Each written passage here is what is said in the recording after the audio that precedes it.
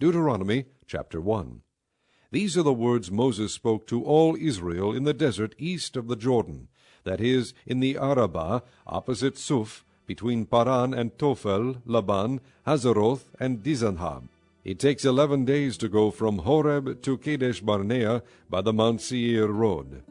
In the 40th year, on the first day of the 11th month, Moses proclaimed to the Israelites all that the Lord had commanded him concerning them. This was after he had defeated Sihon, king of the Amorites, who reigned in Heshbon, and at Edrei had defeated Og, king of Bashan, who reigned in Ashtaroth. East of the Jordan, in the territory of Moab, Moses began to expound this law, saying, The Lord our God said to us at Horeb, You have stayed long enough at this mountain. Break camp and advance into the hill country of the Amorites. Go to all the neighboring peoples in the Arabah, in the mountains, in the western foothills, in the Negev, and along the coast, to the land of the Canaanites, and to Lebanon, as far as the great river the Euphrates. See, I have given you this land. Go in and take possession of the land that the Lord swore he would give to your fathers, to Abraham, Isaac, and Jacob, and to their descendants after them. At that time I said to you, You are too heavy a burden for me to carry alone. The Lord your God has increased your numbers, so that today you are as many as the stars in the sky. May the Lord, the God of your fathers, increase you 1,000 times, and bless you as he has promised. But how can I bear your problems and your burdens and your disputes all by myself? Choose some wise, understanding, and respected men from each of your tribes, and I will set them over you. You answered me, What you propose to do is good. So I took the leading men of your tribes, wise and respected men, and appointed them to have authority over you, as commanders of thousands, of hundreds, of fifties, and of tens, and as tribal officials. And I charged your judges at that time, Hear the disputes between your brothers, and judge fairly, whether the case is between brother Israelites, or between one of them and an alien. Do not show partiality in judging. Hear both small and great alike. Do not be afraid of any man, for judgment belongs to God.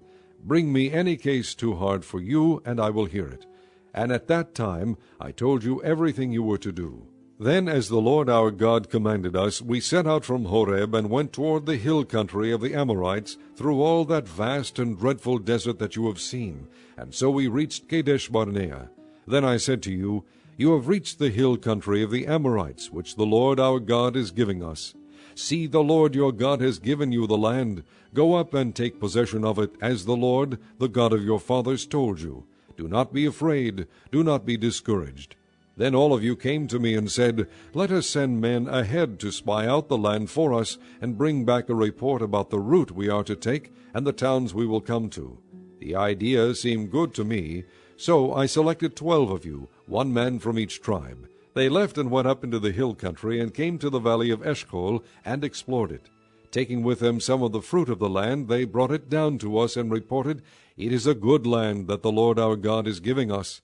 But you were unwilling to go up. You rebelled against the command of the Lord your God. You grumbled in your tents, and said, The Lord hates us, so he brought us out of Egypt to deliver us into the hands of the Amorites to destroy us. Where can we go? Our brothers have made us lose heart. They say, The people are stronger and taller than we are. The cities are large, with walls up to the sky. We even saw the Anakites there. Then I said to you, Do not be terrified, do not be afraid of them. The Lord your God, who is going before you, will fight for you, as he did for you in Egypt before your very eyes, and in the desert. There you saw how the Lord your God carried you, as a father carries his son, all the way you went until you reached this place. In spite of this, you did not trust in the Lord your God, who went ahead of you on your journey, in fire by night and in a cloud by day, to search out places for you to camp, and to show you the way you should go. When the Lord heard what you said, he was angry, and solemnly swore, Not a man of this evil generation shall see the good land I swore to give your forefathers, except Caleb son of Jephunneh. He will see it, and I will give him and his descendants the land he set his feet on, because he followed the Lord wholeheartedly. Because of you the Lord became angry with me also, and said, You shall not enter it either. But your assistant Joshua son of Nun will enter it. Encourage him, because he will lead Israel to inherit it. And the little ones that you said would be taken captive, your children who do not yet know good from bad, they will enter the land. I will give it to them, and they will take possession of it. But as for you, turn around and set out toward the desert along the route to the Red Sea." Then you replied, "We have sinned against the Lord. We will go up and fight, as the Lord our God commanded us." So every one of you put on his weapons, thinking it easy to go up into the hill country. But the Lord said to me, "Tell them, do not go up and fight, because I will not be with you. You will be defeated by your enemies." So I told you, but you would not listen. You rebelled against the Lord's command, and in your arrogance you marched up into the hill country.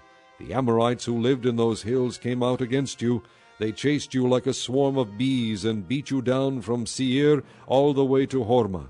You came back and wept before the Lord, but he paid no attention to your weeping, and turned a deaf ear to you.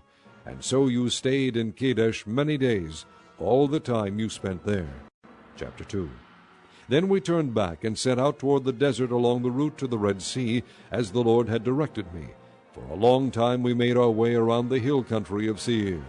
Then the Lord said to me, "You have made your way around this hill country long enough. Now turn north. Give the people these orders. You are about to pass through the territory of your brothers, the descendants of Esau, who live in Seir.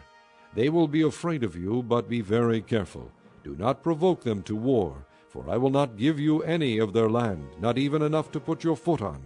I have given Esau the hill country of Seir as his own. You are to pay them in silver for the food you eat and the water you drink. The Lord your God has blessed you in all the work of your hands. He has watched over your journey through this vast desert. These 40 years the Lord your God has been with you, and you have not lacked anything." So we went on past our brothers, the descendants of Esau, who lived in Seir. We turned from the Arabah road, which comes up from Elath and Ezion-Geber, and travel along the desert road of Moab. Then the Lord said to me, "Do not harass the Moabites or provoke them to war, for I will not give you any part of their land. I have given Ar to the descendants of Lot as a possession." The Emites used to live there, a people strong and numerous, and as tall as the Anakites. Like the Anakites, they too were considered Rephaites, but the Moabites called them Emites. Horites used to live in Seir, but the descendants of Esau drove them out. They destroyed the Horites from before them, and settled in their place, just as Israel did in the land the Lord gave them as their possession. And the Lord said, "Now get up and cross the Zered valley." So we crossed the valley. 38 years passed from the time we left Kadesh Barnea until we crossed the Zered valley. By then the entire generation of fighting men had perished from the camp, as the Lord had sworn to them. The Lord's hand was against them until he had completely eliminated them from the camp. Now when the last of these fighting men among the people had died, the Lord said to me, "Today you are to pass by the region of Moab at Ar. When you come to the Ammonites, do not harass them or provoke them to war, for I will not give you possession of any land belonging to the Ammonites. I have given it as a possession to the descendants of Lot." That too was considered a land of the Rephaites, who used to live there, but the Ammonites called them Zamzumites. They were a people strong and numerous, and as tall as the Anakites. The Lord destroyed them from before the Ammonites, who drove them out and settled in their place. The Lord had done the same for the descendants of Esau, who lived in Seir, when he destroyed the Horites from before them. They drove them out, and have lived in their place to this day. And as for the Avites, who lived in villages as far as Gaza, the Caphtorites, coming out from Caphtor, destroyed them and settled in their place. Set out now and cross the Arnon gorge. See, I have given into your hand Sihon the Amorite, king of Heshbon, and his country. Begin to take possession of it, and engage him in battle. This very day I will begin to put the terror and fear of you on all the nations under heaven. They will hear reports of you, and will tremble and be in anguish because of you. From the desert of Kedemoth I sent messengers to Sihon, king of Heshbon, offering peace and saying, "Let us pass through your country. We will stay on the main road. We will not turn aside to the right or to the left. Sell us food to eat and water to drink for their price in silver. Only let us pass through on foot, as the descendants of Esau who live in Seir and the Moabites who live in Ar did for us, until we cross the Jordan into the land the Lord our God is giving us. But Sihon king of Heshbon refused to let us pass through, for the Lord your God had made his spirit stubborn, and his heart obstinate, in order to give him into your hands, as he has now done. The Lord said to me, See, I have begun to deliver Sihon and his country over to you. Now begin to conquer and possess his land. When Sihon and all his army came out to meet us in battle at Jahaz, the Lord our God delivered him over to us, and we struck him down, together with his sons and his whole army. At that time we took all his towns and completely destroyed them, men, women, and children. We left no survivors. But the livestock and the plunder from the towns we had captured we carried off for ourselves. From Aroer, on the rim of the Arnon gorge, and from the town in the gorge, even as far as Gilead, not one town was too strong for us. The Lord our God gave us all of them. But in accordance with the command of the Lord our God, you did not encroach on any of the land of the Ammonites, neither the land along the course of the Jabbok, nor that around the towns in the hills. Chapter 3. Next we turned and went up along the road toward Bashan, and Og king of Bashan with his whole army marched out to meet us in battle at Edrei. The Lord said to me, Do not be afraid of him, for I have handed him over to you with his whole army and his land. Do to him what you did to Sihon king of the Amorites, who reigned in Heshbon. So the Lord our God also gave into our hands Og king of Bashan and all his army. We struck them down, leaving no survivors. At that time we took all his cities. There was not one of the 60 cities that we did not take from them, the whole region of Argob, Og's kingdom in Bashan. All these cities were fortified with high walls, and with gates and bars, and there were also a great many unwalled villages. We completely destroyed them, as we had done with Sihon king of Heshbon, destroying every city, men, women, and children. But all the livestock and the plunder from their cities we carried off for ourselves. So at that time we took from these 2 kings of the Amorites the territory east of the Jordan, from the Arnon gorge as far as Mount Hermon. Hermon is called Sirion by the Sidonians, the Amorites call it Senir. We took all the towns on the plateau, and all Gilead, and all Bashan as far as Salekah and Edrei, towns of Og's kingdom in Bashan. Only Og king of Bashan was left of the remnant of the Rephaites. His bed was made of iron, and was more than 13 feet long and 6 feet wide. It is still in Rabbah of the Ammonites. Of the land that we took over at that time, I gave the Reubenites and the Gadites the territory north of Aroer by the Arnon gorge, including half the hill country of Gilead, together with its towns. The rest of Gilead, and also all of Bashan, the kingdom of Og, I gave to the half-tribe of Manasseh. The whole region of Argob in Bashan used to be known as a land of the Rephaites. Jair, a descendant of Manasseh, took the whole region of Argob as far as the border of the Geshurites and the Maacathites. It was named after him, so that to this day Bashan is called Havoth Jair. And I gave Gilead to Machir. But to the Reubenites and the Gadites I gave the territory extending from Gilead down to the Arnon gorge, the middle of the gorge being the border, and out to the Jabbok river, which is the border of the Ammonites. Its western border was the Jordan in the Arabah, from Kinnereth to the sea of the Arabah, the Salt Sea, below the slopes of Pisgah. I commanded you at that time, The Lord your God has given you this land to take possession of it. But all your able-bodied men, armed for battle, must cross over ahead of your brother Israelites. However, your wives, your children, and your livestock, I know you have much livestock, may stay in the towns I have given you, until the Lord gives rest to your brothers as he has to you, and they too have taken over the land that the Lord your God is giving them across the Jordan. After that, each of you may go back to the possession I have given you. At that time I commanded Joshua, You have seen with your own eyes all that the Lord your God has done to these 2 kings. The Lord will do the same to all the kingdoms over there where you are going. Do not be afraid of them. The Lord your God himself will fight for you.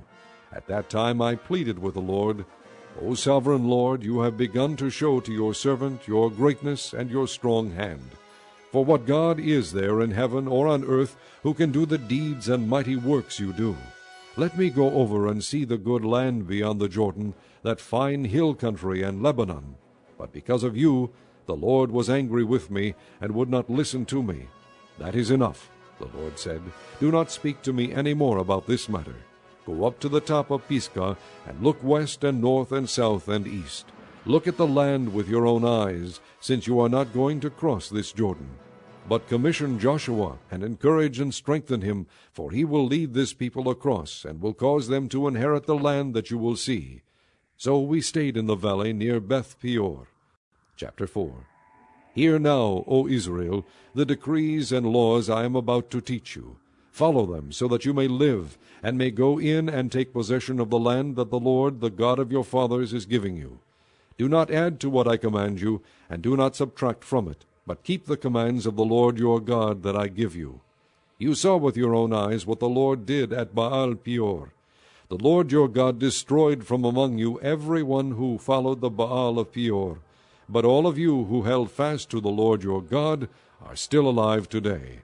See, I have taught you decrees and laws as the Lord my God commanded me, so that you may follow them in the land you are entering to take possession of it. Observe them carefully, for this will show your wisdom and understanding to the nations who will hear about all these decrees and say, "Surely this great nation is a wise and understanding people." What other nation is so great as to have their gods near them the way the Lord our God is near us whenever we pray to him? And what other nation is so great as to have such righteous decrees and laws as this body of laws I am setting before you today? Only be careful, and watch yourselves closely, so that you do not forget the things your eyes have seen, or let them slip from your heart as long as you live. Teach them to your children, and to their children after them. Remember the day you stood before the Lord your God at Horeb, when he said to me, "Assemble the people before me to hear my words, so that they may learn to revere me as long as they live in the land, and may teach them to their children." You came near and stood at the foot of the mountain, while it blazed with fire to the very heavens, with black clouds and deep darkness. Then the Lord spoke to you out of the fire.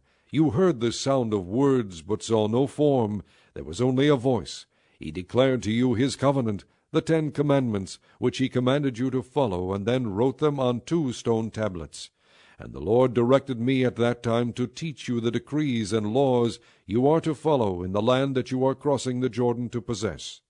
You saw no form of any kind the day the Lord spoke to you at Horeb out of the fire.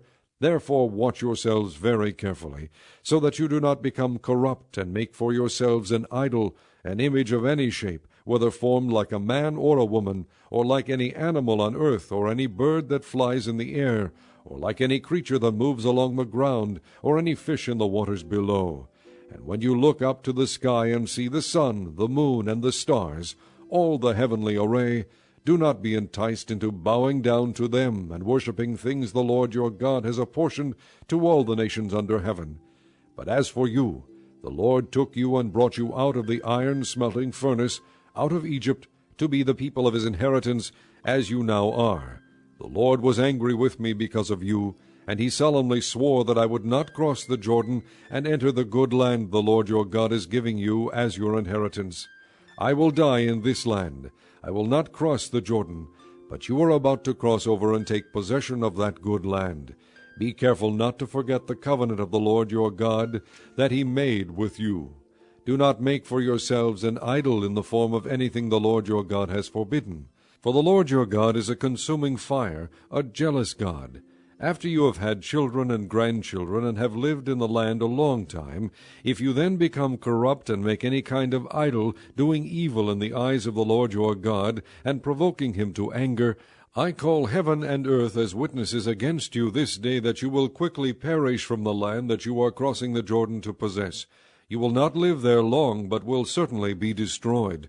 The Lord will scatter you among the peoples, and only a few of you will survive among the nations to which the Lord will drive you. There you will worship man-made gods of wood and stone, which cannot see or hear or eat or smell. But if from there you seek the Lord your God, you will find him if you look for him with all your heart and with all your soul. When you are in distress and all these things have happened to you, then in later days you will return to the Lord your God and obey him. For the Lord your God is a merciful God. He will not abandon or destroy you, or forget the covenant with your forefathers which he confirmed to them by oath.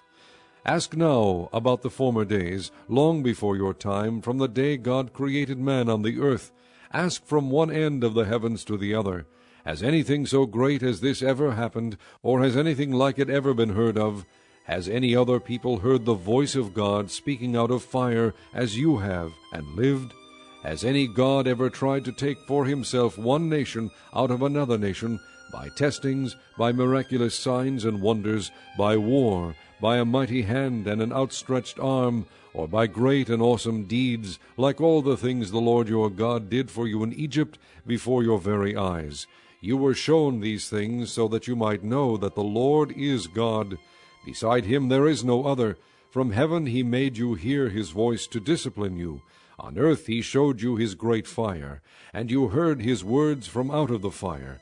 Because he loved your forefathers and chose their descendants after them, he brought you out of Egypt by his presence and his great strength, to drive out before you nations greater and stronger than you, and to bring you into their land, to give it to you for your inheritance, as it is today.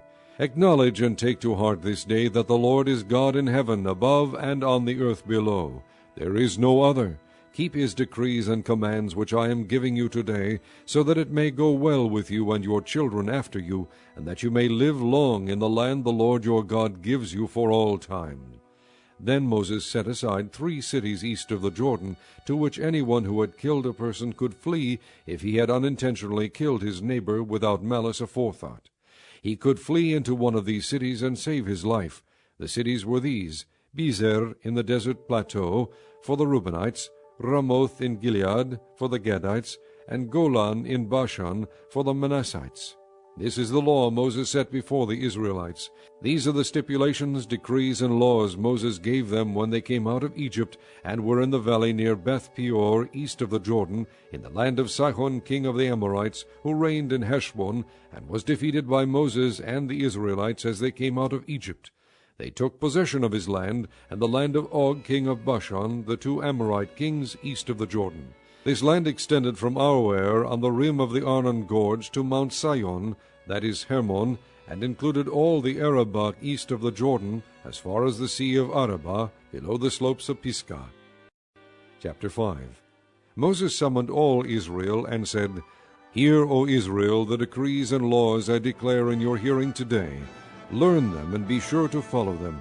The Lord our God made a covenant with us at Horeb. It was not with our fathers that the Lord made this covenant, but with us, with all of us who are alive here today. The Lord spoke to you face to face out of the fire on the mountain.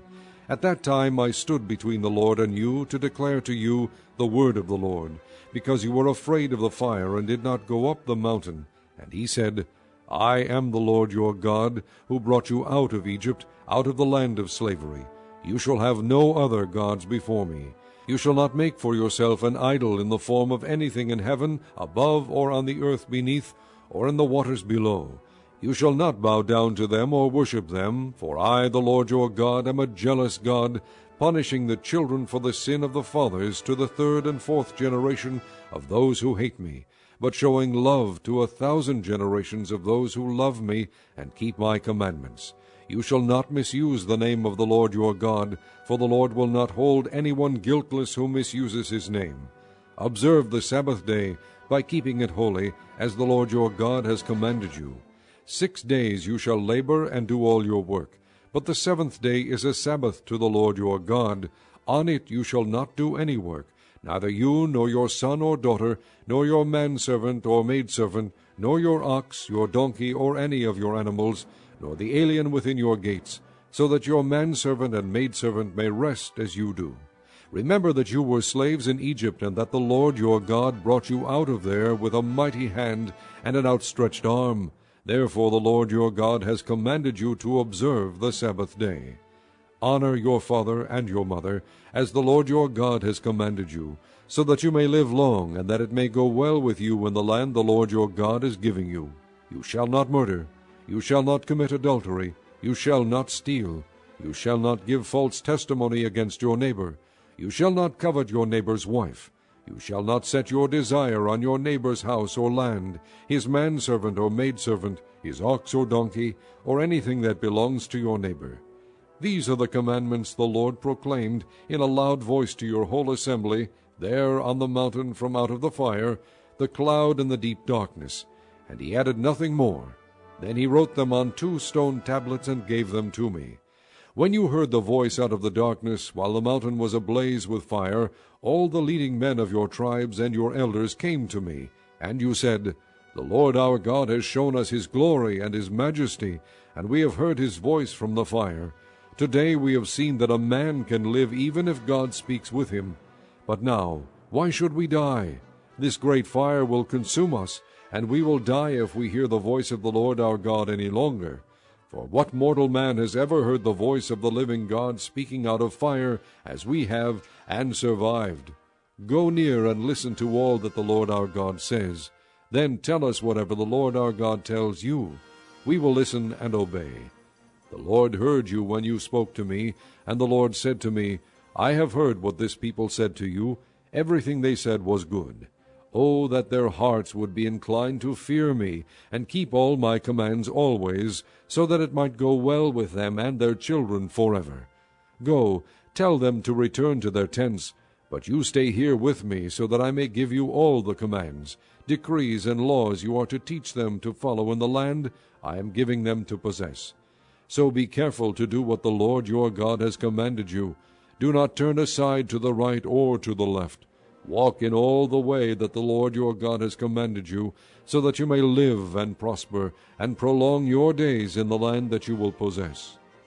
Chapter 6. These are the commands, decrees, and laws the Lord your God directed me to teach you to observe in the land you are crossing the Jordan to possess, so that you, your children, and their children after them may fear the Lord your God as long as you live, by keeping all his decrees and commands that I give you, and so that you may enjoy long life. Hear, O Israel, and be careful to obey, so that it may go well with you, and that you may increase greatly in a land flowing with milk and honey, just as the Lord, the God of your fathers, promised you. Hear, O Israel, the Lord our God, the Lord is one. Love the Lord your God with all your heart, and with all your soul, and with all your strength. These commandments that I give you today are to be upon your hearts. Impress them on your children. Talk about them when you sit at home, and when you walk along the road, when you lie down, and when you get up. Tie them as symbols on your hands, and bind them on your foreheads. Write them on the door frames of your houses and on your gates. When the Lord your God brings you into the land he swore to your to Abraham, Isaac, and Jacob to give you, a land with large, flourishing cities you did not build, houses filled with all kinds of good things you did not provide, wells you did not dig, and vineyards and olive groves you did not plant, then when you eat and are satisfied, be careful that you do not forget the Lord who brought you out of Egypt, out of the land of slavery. Fear the Lord your God, serve him only, and take your oaths in his name. Do not follow other gods, the gods of the peoples around you, for the Lord your God, who is among you, is a jealous God, and his anger will burn against you, and he will destroy you from the face of the land. Do not test the Lord your God as you did at Massah. Be sure to keep the commands of the Lord your God, and the stipulations and decrees he has given you. Do what is right and good in the Lord's sight, so that it may go well with you, and you may go in and take over the good land that the Lord promised on oath to your forefathers, thrusting out all your enemies before you, as the Lord said. In the future, when your son asks you, What is the meaning of the stipulations, decrees, and laws the Lord our God has commanded you? Tell him, We were slaves of Pharaoh in Egypt, but the Lord brought us out of Egypt with a mighty hand. Before our eyes the Lord sent miraculous signs and wonders, great and terrible, upon Egypt and Pharaoh and his whole household.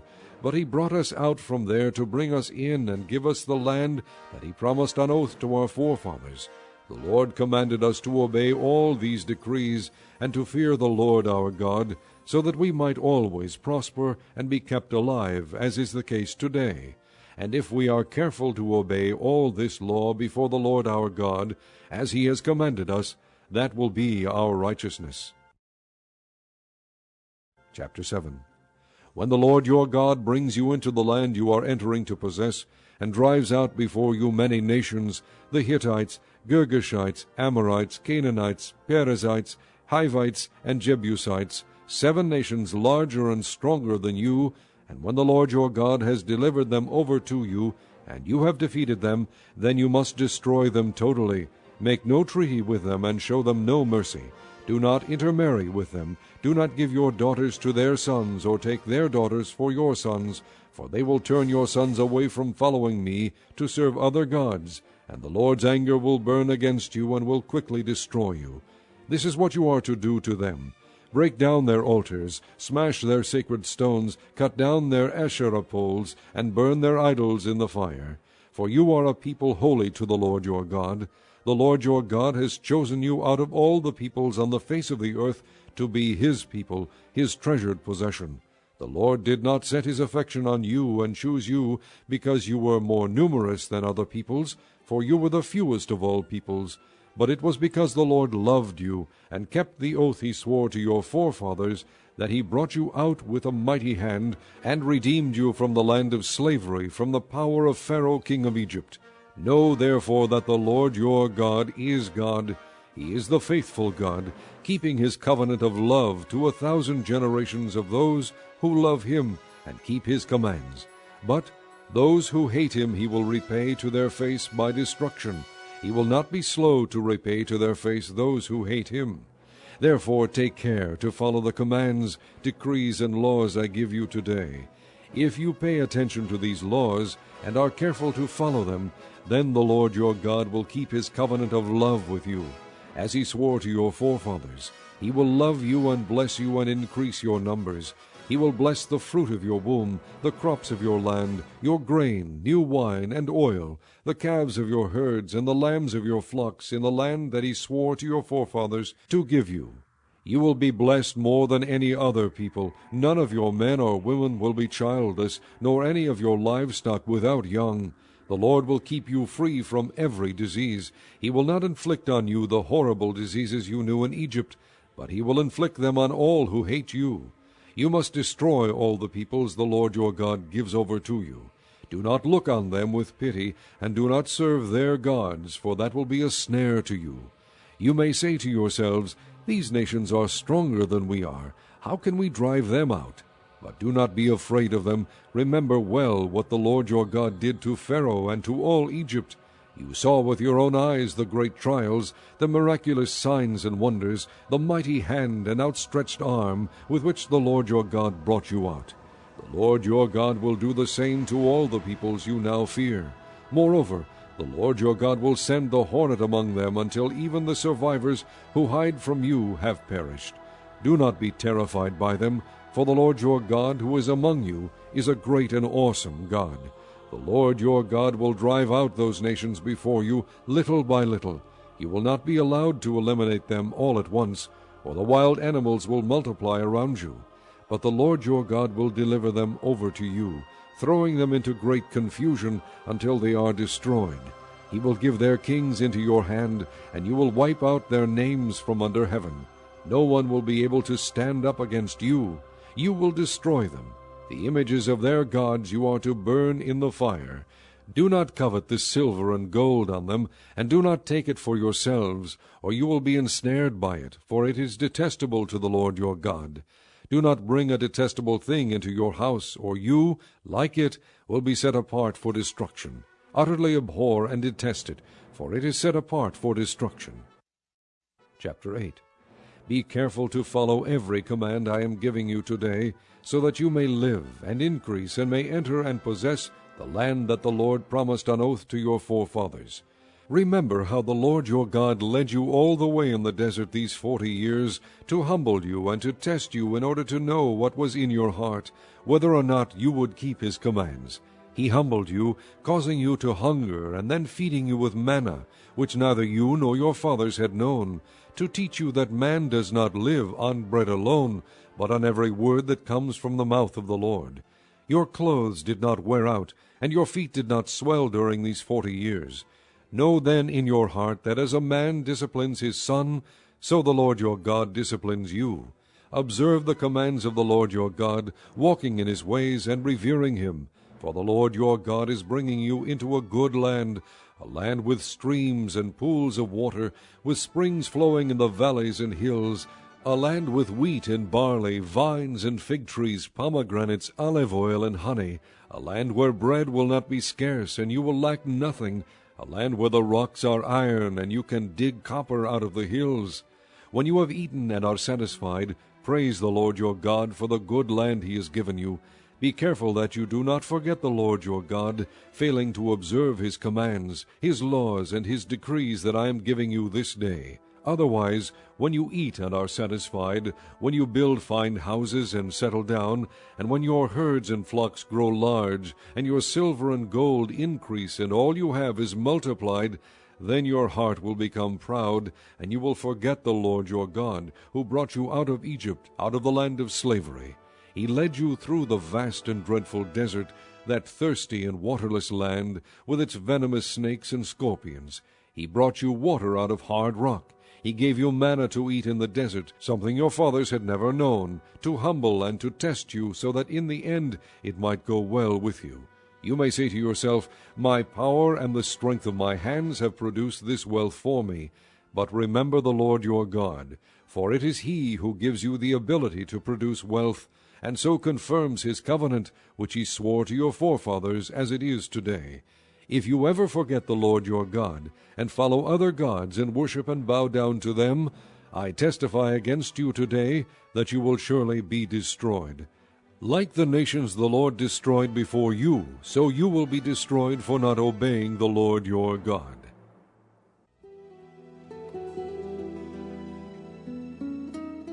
Chapter 9.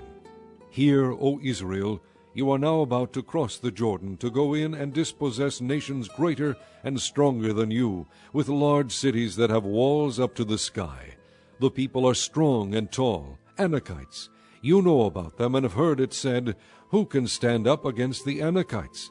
But be assured today that the Lord your God is the one who goes across ahead of you like a devouring fire. He will destroy them. He will subdue them before you, and you will drive them out and annihilate them quickly, as the Lord has promised you. After the Lord your God has driven them out before you, do not say to yourself, "The Lord has brought me here to take possession of this land because of my righteousness." No, it is on account of the wickedness of these nations that the Lord is going to drive them out before you. It is not because of your righteousness or your integrity that you are going in to take possession of their land, but on account of the wickedness of these nations. The Lord your God will drive them out before you to accomplish what he swore to your fathers, to Abraham, Isaac, and Jacob. Understand, then, that it is not because of your righteousness that the Lord your God is giving you this good land to possess, for you are a stiff-necked people. Remember this, and never forget how you provoked the Lord your God to anger in the desert. From the day you left Egypt until you arrived here, you have been rebellious against the Lord. At Horeb you aroused the Lord's wrath, so that he was angry enough to destroy you. When I went up on the mountain to receive the tablets of stone, the tablets of the covenant that the Lord had made with you, I stayed on the mountain 40 days and 40 nights. I ate no bread and drank no water. The Lord gave me 2 stone tablets inscribed by the finger of God. On them were all the commandments the Lord proclaimed to you on the mountain out of the fire, on the day of the assembly. At the end of the 40 days and 40 nights, the Lord gave me the 2 stone tablets, the tablets of the covenant. Then the Lord told me, "Go down from here at once, because your people whom you brought out of Egypt have become corrupt. They have turned away quickly from what I commanded them, and have made a cast idol for themselves." And the Lord said to me, "I have seen this people, and they are a stiff-necked people indeed. Let me alone, so that I may destroy them, and blot out their name from under heaven. And I will make you into a nation stronger and more numerous than they." So I turned and went down from the mountain while it was ablaze with fire, and the 2 tablets of the covenant were in my hands. When I looked, I saw that you had sinned against the Lord your God. You had made for yourselves an idol cast in the shape of a calf. You had turned aside quickly from the way that the Lord had commanded you. So I took the 2 tablets and threw them out of my hands, breaking them to pieces before your eyes. Then once again I fell prostrate before the Lord for 40 days and 40 nights. I ate no bread and drank no water, because of all the sin you had committed, doing what was evil in the Lord's sight, and so provoking him to anger. I feared the anger and wrath of the Lord, for he was angry enough with you to destroy you. But again the Lord listened to me, and the Lord was angry enough with Aaron to destroy him. But at that time I prayed for Aaron too. Also I took that sinful thing of yours, the calf you had made, and burned it in the fire. Then I crushed it and ground it to powder as fine as dust, and threw the dust into a stream that flowed down the mountain. You also made the Lord angry at Taberah, at Massa, and at Kibroth Hattaavah. And when the Lord sent you out from Kadesh Barnea, he said, Go up and take possession of the land I have given you. But you rebelled against the command of the Lord your God. You did not trust him or obey him. You have been rebellious against the Lord ever since I have known you. I lay prostrate before the Lord those 40 days and 40 nights, because the Lord had said he would destroy you. I prayed to the Lord and said, O sovereign Lord, do not destroy your people, your own inheritance that you redeemed by your great power and brought out of Egypt with a mighty hand. Remember your servants Abraham, Isaac, and Jacob. Overlook the stubbornness of this people, their wickedness and their sin. Otherwise the country from which you brought us will say, Because the Lord was not able to take them into the land he had promised them, and because he hated them, he brought them out to put them to death in the desert. But they are your people, your inheritance, that you brought out by your great power and your outstretched arm. Chapter 10. At that time the Lord said to me, Chisel out 2 stone tablets like the first ones, and come up to me on the mountain. Also make a wooden chest. I will write on the tablets the words that were on the first tablets which you broke. Then you are to put them in the chest. So I made the ark out of acacia wood, and chiseled out 2 stone tablets like the first ones, and I went up on the mountain with the 2 tablets in my hands. The Lord wrote on these tablets what he had written before, the 10 commandments he had proclaimed to you on the mountain out of the fire on the day of the assembly. And the Lord gave them to me. Then I came back down the mountain, and put the tablets in the ark I had made, as the Lord commanded me, and they are there now. The Israelites traveled from the wells of the Jaakanites to Moserah. There Aaron died and was buried, and Eleazar his son succeeded him as priest. From there they traveled to Gudgodah, and to Jotbathah, a land with streams of water. At that time the Lord set apart the tribe of Levi to carry the ark of the covenant of the Lord, to stand before the Lord to minister, and to pronounce blessings in his name, as they still do today. That is why the Levites have no share or inheritance among their brothers. The Lord is their inheritance, as the Lord your God told them. Now I had stayed on the mountain 40 days and nights, as I did the first time, and the Lord listened to me at this time also. It was not his will to destroy you. Go, the Lord said to me, and lead the people on their way, so that they may enter and possess the land that I swore to their fathers to give them. And now, O Israel, what does the Lord your God ask of you but to fear the Lord your God, to walk in all his ways, to love him, to serve the Lord your God with all your heart and with all your soul, and to observe the Lord's commands and decrees that I am giving you today for your own good? To the Lord your God belong the heavens, even the highest heavens, the earth and everything in it. Yet the Lord set his affection on your forefathers, and loved them, and he chose you, their descendants, above all the nations, as it is today. Circumcise your hearts, therefore, and do not be stiff-necked any longer. For the Lord your God is God of gods, and Lord of lords, the great God, mighty and awesome, who shows no partiality and accepts no bribes. He defends the cause of the fatherless and the widow, and loves the alien, giving him food and clothing. And you are to love those who are aliens, for you yourselves were aliens in Egypt. Fear the Lord your God, and serve him. Hold fast to him, and take your oaths in his name. He is your praise. He is your God, who performed for you those great and awesome wonders you saw with your own eyes. Your forefathers who went down into Egypt were 70 in all, and now the Lord your God has made you as numerous as the stars in the sky. Chapter 11. Love the Lord your God, and keep his requirements, his decrees, his laws, and his commands always. Remember today that your children were not the ones who saw and experienced the discipline of the Lord your God, his majesty, his mighty hand, his outstretched arm, the signs he performed, and the things he did in the heart of Egypt, both to Pharaoh king of Egypt and to his whole country. What he did to the Egyptian army, to its horses and chariots, how he overwhelmed them with the waters of the Red Sea as they were pursuing you, and how the Lord brought lasting ruin on them. It was not your children who saw what he did for you in the desert until you arrived at this place, and what he did to Dathan and Abiram, sons of Eliab the Reubenite, when the earth opened its mouth right in the middle of all Israel, and swallowed them up with their households, their tents, and every living thing that belonged to them. But it was your own eyes that saw all these great things the Lord has done. Observe therefore all the commands I am giving you today, so that you may have the strength to go in and take over the land that you are crossing the Jordan to possess, and so that you may live long in the land that the Lord swore to your forefathers to give to them and their descendants, a land flowing with milk and honey. The land you are entering to take over is not like the land of Egypt, from which you have come, where you planted your seed and irrigated it by foot as in a vegetable garden.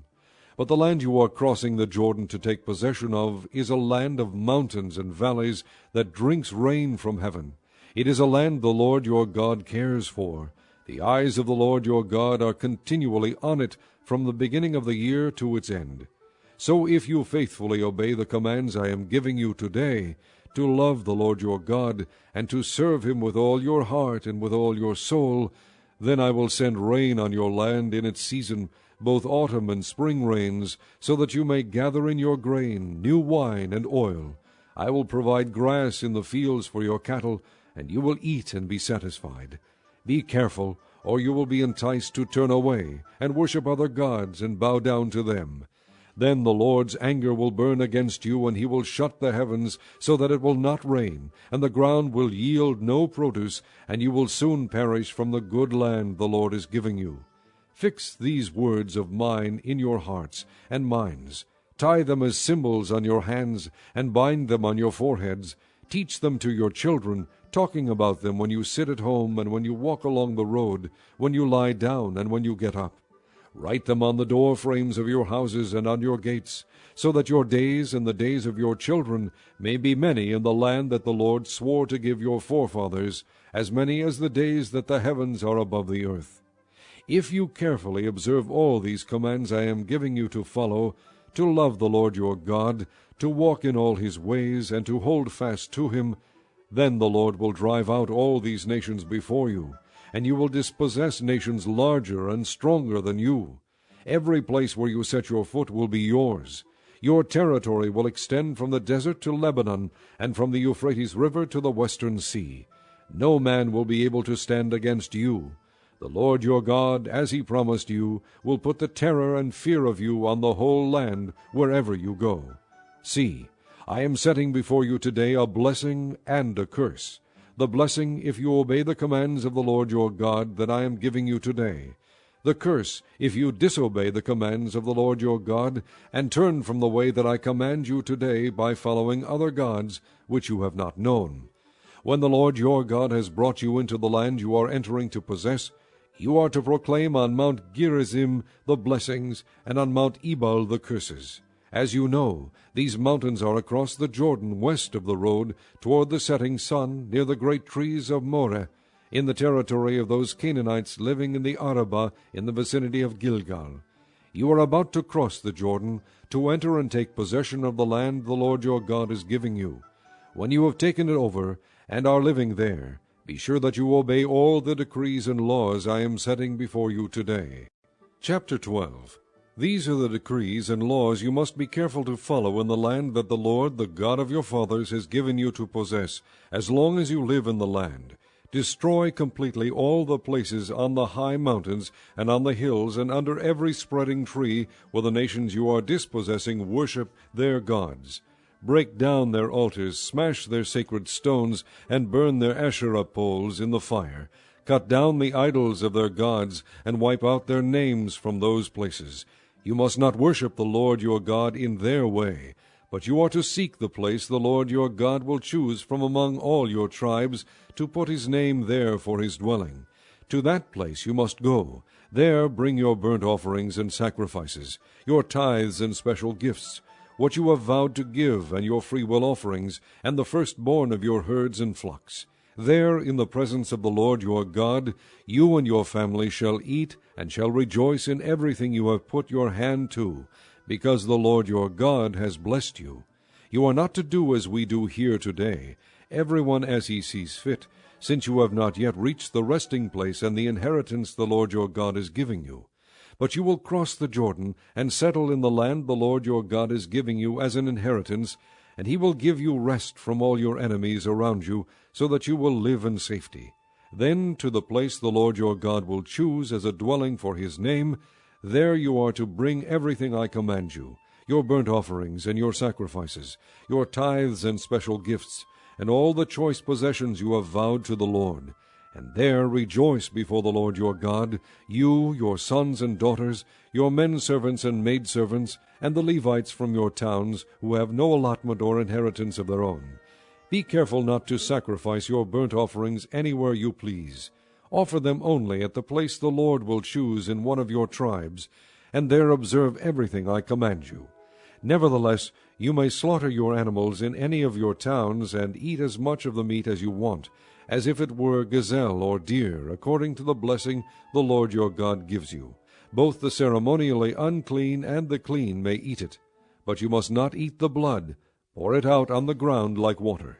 You must not eat in your own towns the tithe of your grain and new wine and oil, or the firstborn of your herds and flocks, or whatever you have vowed to give, or your freewill offerings or special gifts. Instead, you are to eat them in the presence of the Lord your God, at the place the Lord your God will choose, you, your sons and daughters, your men servants and maidservants, and the Levites from your towns. And you are to rejoice before the Lord your God in everything you put your hand to. Be careful not to neglect the Levites as long as you live in your land. When the Lord your God has enlarged your territory as he promised you, and you crave meat and say, I would like some meat, then you may eat as much of it as you want. If the place where the Lord your God chooses to put his name is too far away from you, you may slaughter animals from the herds and flocks the Lord has given you, as I have commanded you, and in your own towns you may eat as much of them as you want. Eat them as you would gazelle or deer. Both the ceremonially unclean and the clean may eat. But be sure you do not eat the blood, because the blood is the life, and you must not eat the life with the meat. You must not eat the blood, pour it out on the ground like water. Do not eat it, so that it may go well with you and your children after you, because you will be doing what is right in the eyes of the Lord. But take your consecrated things and whatever you have vowed to give, and go to the place the Lord will choose. Present your burnt offerings on the altar of the Lord your God, both the meat and the blood. The blood of your sacrifices must be poured beside the altar of the Lord your God, but you may eat the meat. Be careful to obey all these regulations I am giving you, so that it may always go well with you and your children after you, because you will be doing what is good and right in the eyes of the Lord your God. The Lord your God will cut off before you the nations you are about to invade and dispossess. But when you have driven them out, and settled in their land, and after they have been destroyed before you, be careful not to be ensnared by inquiring about their gods, saying, How do these nations serve their gods? We will do the same. You must not worship the Lord your God in their way, because in worshiping their gods they do all kinds of detestable things the Lord hates. They even burn their sons and daughters in the fire as sacrifices to their gods. See that you do all I command you. Do not add to it or take away from it. Chapter 13. If a prophet, or one who foretells by dreams, appears among you and announces to you a miraculous sign or wonder, and if the sign or wonder of which he has spoken takes place, and he says, Let us follow other gods, gods you have not known, and let us worship them, you must not listen to the words of that prophet or dreamer. The Lord your God is testing you to find out whether you love him with all your heart and with all your soul. It is the Lord your God you must follow, and him you must revere. Keep his commands and obey him, serve him and hold fast to him. That prophet or dreamer must be put to death, because he preached rebellion against the Lord your God, who brought you out of Egypt and redeemed you from the land of slavery. He has tried to turn you from the way the Lord your God commanded you to follow. You must purge the evil from among you. If your very own brother, or your son or daughter, or the wife you love, or your closest friend secretly entices you, saying, Let us go and worship other gods, gods that neither you nor your fathers have known, gods of the peoples around you, whether near or far, from one end of the land to the other. Do not yield to him or listen to him. Show him no pity. Do not spare him or shield him. You must certainly put him to death. Your hand must be the first in putting him to death, and then the hands of all the people. Stone him to death, because he tried to turn you away from the Lord your God, who brought you out of Egypt, out of the land of slavery. Then all Israel will hear and be afraid, and no one among you will do such an evil thing again. If you hear it said about one of the towns the Lord your God is giving you to live in, that wicked men have arisen among you, and have led the people of their town astray, saying, Let us go and worship other gods, gods you have not known, then you must inquire, probe, and investigate it thoroughly. And if it is true, and it has been proved that this detestable thing has been done among you, you must certainly put to the sword all who live in that town. Destroy it completely, both its people and its livestock. Gather all the plunder of the town into the middle of the public square, and completely burn the town and all its plunder as a whole burnt offering to the Lord your God. It is to remain a ruin forever, never to be rebuilt. None of those condemned things shall be found in your hands, so that the Lord will turn from his fierce anger. He will show you mercy, have compassion on you, and increase your numbers, as he promised on oath to your forefathers, because you obey the Lord your God, keeping all his commands that I am giving you today, and doing what is right in his eyes. Chapter 14. You are the children of the Lord your God. Do not cut yourselves or shave the front of your heads for the dead, for you are a people holy to the Lord your God. Out of all the peoples on the face of the earth, the Lord has chosen you to be his treasured possession. Do not eat any detestable thing. These are the animals you may eat: the ox, the sheep, the goat, the deer, the gazelle, the roe deer, the wild goat, the ibex, the antelope, and the mountain sheep. You may eat any animal that has a split hoof divided in two, and that chews the cud. However, of those that chew the cud, or that have a split hoof completely divided, you may not eat the camel, the rabbit, or the coney. Although they chew the cud, they do not have a split hoof. They are ceremonially unclean for you. The pig is also unclean. Although it has a split hoof, it does not chew the cud. You are not to eat their meat or touch their carcasses. Of all the creatures living in the water, you may eat any that has fins and scales. But anything that does not have fins and scales you may not eat, for you it is unclean. You may eat any clean bird, but these you may not eat: the eagle, the vulture, the black vulture, the red kite, the black kite, any kind of falcon, any kind of raven, the horned owl, the screech owl, the gull, any kind of hawk, the little owl, the great owl, the white owl, the desert owl, the osprey, the cormorant, the stork, any kind of heron, the hoopoe, and the bat. All flying insects that swarm are unclean to you. Do not eat them. But any winged creature that is clean you may eat. Do not eat anything you find already dead. You may give it to an alien living in any town of your towns, and he may eat it, or you may sell it to a foreigner. But you are a people holy to the Lord your God. Do not cook a young goat in its mother's milk. Be sure to set aside 1/10 of all that your fields produce each year. Eat the tithe of your grain, new wine, and oil, and the firstborn of your herds and flocks in the presence of the Lord your God, at the place he will choose as a dwelling for his name, so that you may learn to revere the Lord your God always. But if that place is too distant, and you have been blessed by the Lord your God, and cannot carry your tithe, because the place where the Lord will choose to put his name is so far away, then exchange your tithe for silver, and take the silver with you, and go to the place the Lord your God will choose.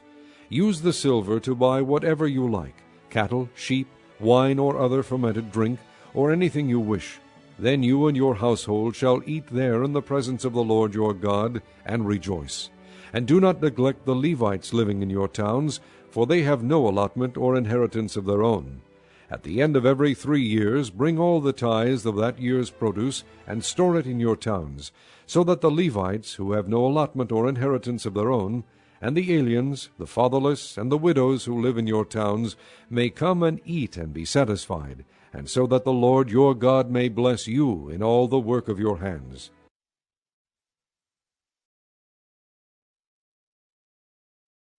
Chapter 15.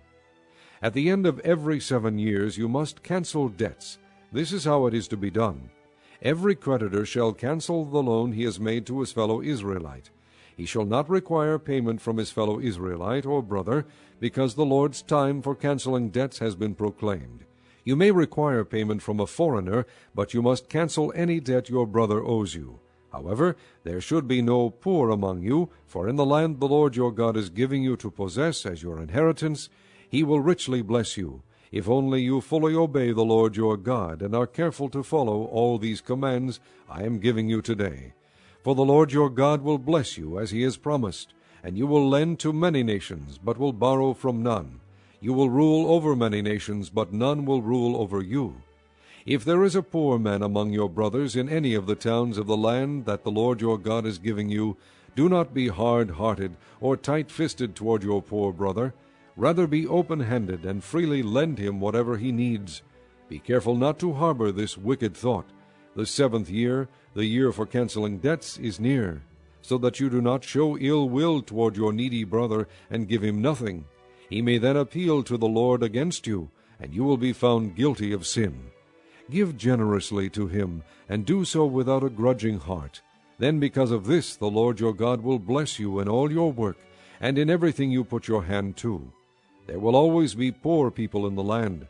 Therefore I command you to be open-handed toward your brothers, and toward the poor and needy in your land. If a fellow Hebrew, a man or a woman, sells himself to you and serves you 6 years, in the 7th year you must let him go free. And when you release him, do not send him away empty-handed. Supply him liberally from your flock, your threshing floor, and your winepress. Give to him as the Lord your God has blessed you. Remember that you were slaves in Egypt, and the Lord your God redeemed you. That is why I give you this command today. But if your servant says to you, I do not want to leave you, because he loves you and your family, and is well off with you, then take an awl and push it through his earlobe into the door, and he will become your servant for life. Do the same for your maidservant. Do not consider it a hardship to set your servant free, because his service to you these 6 years has been worth twice as much as that of a hired hand, and the Lord your God will bless you in everything you do. Set apart for the Lord your God every firstborn male of your herds and flocks. Do not put the firstborn of your oxen to work, and do not shear the firstborn of your sheep. Each year you and your family are to eat them in the presence of the Lord your God at the place he will choose. If an animal has a defect, is lame or blind, or has any serious flaw, you must not sacrifice it to the Lord your God. You are to eat it in your own towns. Both the ceremonially unclean and the clean may eat it, as if it were gazelle or deer. But you must not eat the blood. Pour it out on the ground like water. Chapter 16. Observe the month of Abib, and celebrate the Passover of the Lord your God, because in the month of Abib he brought you out of Egypt by night. Sacrifice as the Passover to the Lord your God an animal from your flock or herd, at the place the Lord will choose as a dwelling for his name. Do not eat it with bread made with yeast, but for 7 days eat unleavened bread, the bread of affliction, because you left Egypt in haste, so that all the days of your life you may remember the time of your departure from Egypt. Let no yeast be found in your possession in all your land for 7 days. Do not let any of the meat you sacrifice on the evening of the first day remain until morning. You must not sacrifice the Passover in any town the Lord your God gives you, except in the place he will choose as a dwelling for his name. There you must sacrifice the Passover in the evening, when the sun goes down, on the anniversary of your departure from Egypt. Roast it and eat it at the place the Lord your God will choose. Then in the morning return to your tents. For 6 days eat unleavened bread, and on the 7th day hold an assembly to the Lord your God, and do no work. Count off 7 weeks from the time you begin to put the sickle to the standing grain. Then celebrate the Feast of Weeks to the Lord your God by giving a freewill offering in proportion to the blessings the Lord your God has given you. And rejoice before the Lord your God at the place he will choose as a dwelling for his name. You, your sons and daughters, your men servants and maidservants, the Levites in your towns, and the aliens, the fatherless, and the widows living among you. Remember that you were slaves in Egypt, and follow carefully these decrees. Celebrate the Feast of Tabernacles for 7 days after you have gathered the produce of your threshing floor and your winepress. Be joyful at your feast, you, your sons and daughters, your menservants and maidservants, and the Levites, the aliens, the fatherless, and the widows who live in your towns. For 7 days celebrate the feast to the Lord your God at the place the Lord will choose. For the Lord your God will bless you in all your harvest, and in all the work of your hands, and your joy will be complete. 3 times a year all your men must appear before the Lord your God at the place he will choose, at the feast of unleavened bread, the feast of weeks, and the feast of tabernacles. No man should appear before the Lord empty-handed. Each of you must bring a gift in proportion to the way the Lord your God has blessed you. Appoint judges and officials for each of your tribes in every town the Lord your God is giving you, and they shall judge the people fairly. Do not pervert justice or show partiality. Do not accept a bribe, for a bribe blinds the eyes of the wise and twists the words of the righteous. Follow justice, and justice alone, so that you may live and possess the land the Lord your God is giving you. Do not set up any wooden Asherah pole beside the altar you build to the Lord your God, and do not erect a sacred stone, for these the Lord your God hates. Chapter 17. Do not sacrifice to the Lord your God an ox or a sheep that has any defect or flaw in it, for that would be detestable to him. If a man or woman living among you in one of the towns the Lord gives you is found doing evil in the eyes of the Lord your God, in violation of his covenant, and contrary to my command has worshipped other gods, bowing down to them, or to the sun, or the moon, or the stars of the sky, and this has been brought to your attention, then you must investigate it thoroughly. If it is true, and it has been proved that this detestable thing has been done in Israel, take the man or woman who has done this evil deed to your city gate, and stone that person to death. On the testimony of 2 or 3 witnesses a man shall be put to death, but no one shall be put to death on the testimony of only 1 witness. The hands of the witnesses must be the first in putting him to death, and then the hands of all the people. You must purge the evil from among you.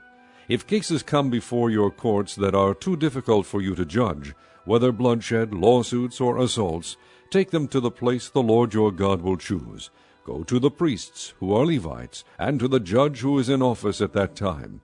Inquire of them, and they will give you the verdict. You must act according to the decisions they give you at the place the Lord will choose. Be careful to do everything they direct you to do. Act according to the law they teach you and the decisions they give you. Do not turn aside from what they tell you, to the right or to the left. The man who shows contempt for the judge or for the priest who stands ministering there to the Lord your God must be put to death. You must purge the evil from Israel. All the people will hear and be afraid, and will not be contemptuous again. When you enter the land the Lord your God is giving you, and have taken possession of it and settled in it, and you say, "Let us set a king over us like all the nations around us," be sure to appoint over you the king the Lord your God chooses. He must be from among your own brothers. Do not place a foreigner over you, one who is not a brother Israelite. The king, moreover, must not acquire great numbers of horses for himself, or make the people return to Egypt to get more of them, for the Lord has told you, you are not to go back that way again. He must not take many wives, or his heart will be led astray. He must not accumulate large amounts of silver and gold. When he takes the throne of his kingdom, he is to write for himself on a scroll a copy of this law, taken from that of the priests who are Levites. It is to be with him, and he is to read it all the days of his life, so that he may learn to revere the Lord his God, and follow carefully all the words of this law and these decrees, and not consider himself better than his brothers, and turn from the law to the right or to the left. Then he and his descendants will reign a long time over his kingdom in Israel. Chapter 18. The priests who are Levites, indeed the whole tribe of Levi, are to have no allotment or inheritance with Israel. They shall live on the offerings made to the Lord by fire, for that is their inheritance. They shall have no inheritance among their brothers. The Lord is their inheritance, as he promised them. This is the share due the priests from the people who sacrifice a bull or a sheep, the shoulder, the jowls, and the inner parts. You are to give them the firstfruits of your grain, new wine, and oil, and the first wool from the shearing of your sheep. For the Lord your God has chosen them, and their descendants out of all your tribes, to stand and minister in the Lord's name always. If a Levite moves from one of your towns anywhere in Israel where he is living, and comes in all earnestness to the place the Lord will choose, he may minister in the name of the Lord his God like all his fellow Levites who serve there in the presence of the Lord. He is to share equally in their benefits, even though he has received money from the sale of family possessions. When you enter the land the Lord your God is giving you, do not learn to imitate the detestable ways of the nations there. Let no one be found among you who sacrifices his son or daughter in the fire, who practices divination or sorcery, interprets omens, engages in witchcraft, or casts spells, or who is a medium or spiritist, or who consults the dead. Anyone who does these things is detestable to the Lord, and because of these detestable practices, the Lord your God will drive out those nations before you. You must be blameless before the Lord your God. The nations you will dispossess listen to those who practice sorcery or divination. But as for you, the Lord your God has not permitted you to do so. The Lord your God will raise up for you a prophet like me from among your own brothers. You must listen to him, for this is what you asked of the Lord your God at Horeb on the day of the assembly, when you said, Let us not hear the voice of the Lord our God, nor see this great fire any more, or we will die. The Lord said to me, What they say is good. I will raise up for them a prophet like you from among their brothers. I will put my words in his mouth, and he will tell them everything I command him. If anyone does not listen to my words that the prophet speaks in my name, I myself will call him to account. But a prophet who presumes to speak in my name anything I have not commanded him to say, or a prophet who speaks in the name of other gods, must be put to death. You may say to yourselves, How can we know when a message has not been spoken by the Lord? If what a prophet proclaims in the name of the Lord does not take place, or come true, that is a message the Lord has not spoken. That prophet has spoken presumptuously.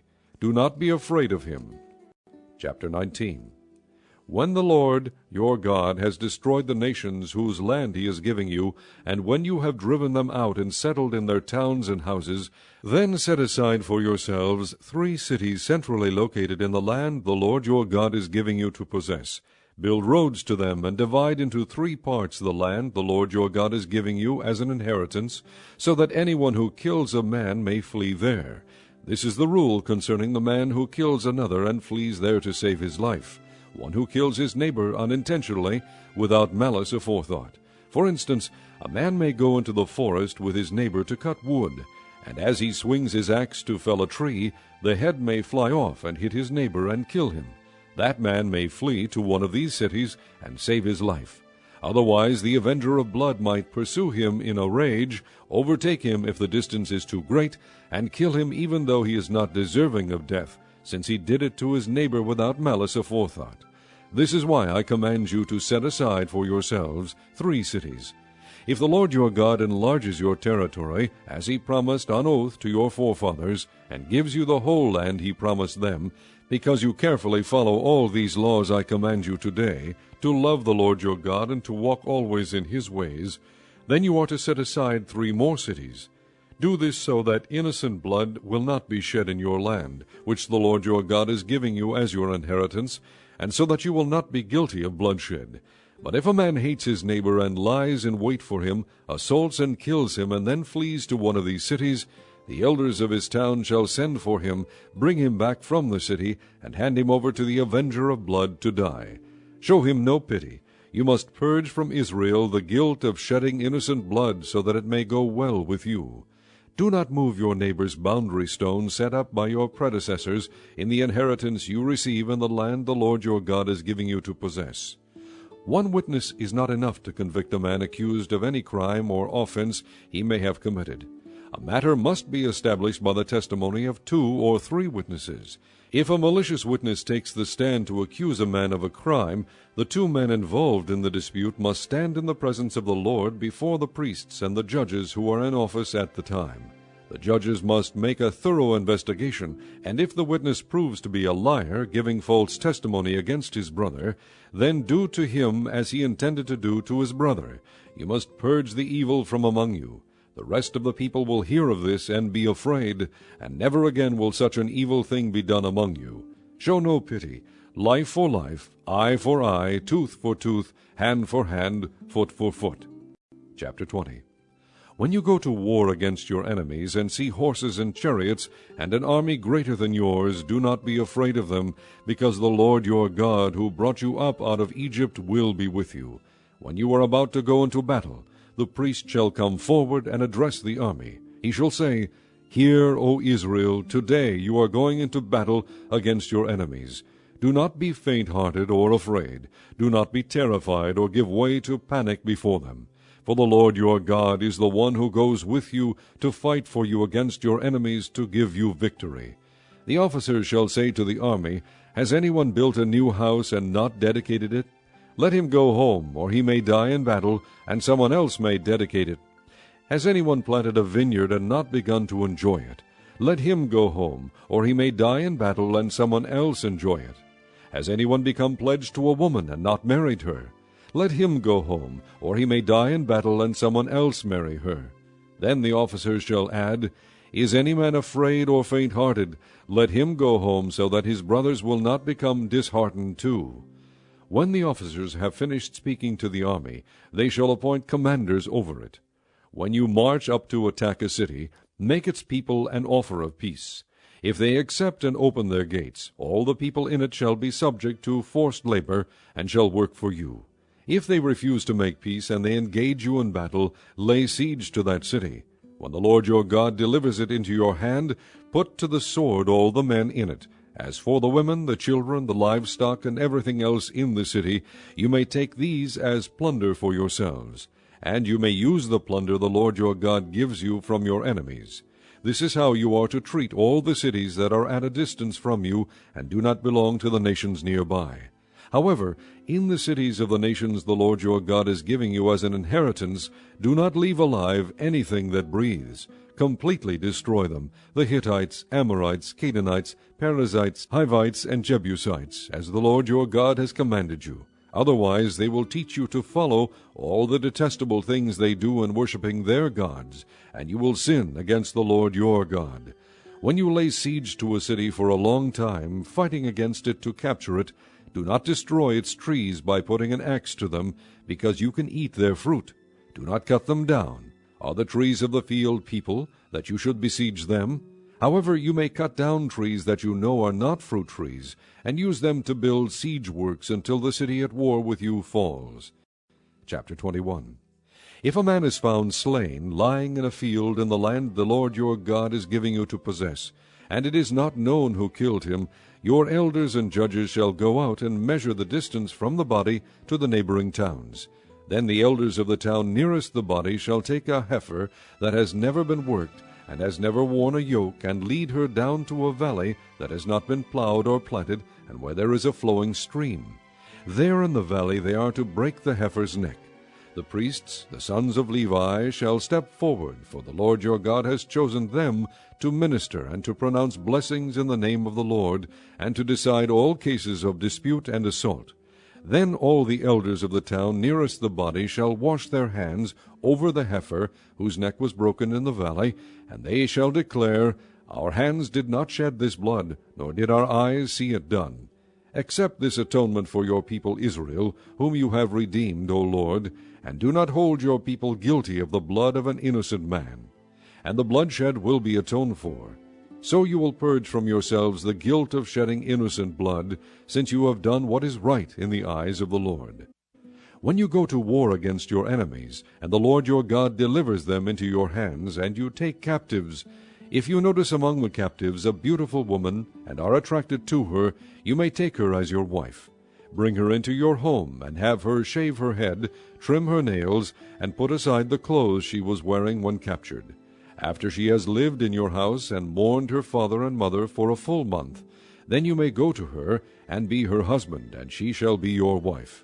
If you are not pleased with her, let her go wherever she wishes. You must not sell her or treat her as a slave, since you have dishonored her. If a man has 2 wives, and he loves one but not the other, and both bear him sons, but the firstborn is the son of the wife he does not love, When he wills his property to his sons, he must not give the rights of the firstborn to the son of the wife he loves in preference to his actual firstborn, the son of the wife he does not love. He must acknowledge the son of his unloved wife as the firstborn by giving him a double share of all he has. That son is the first sign of his father's strength. The right of the firstborn belongs to him.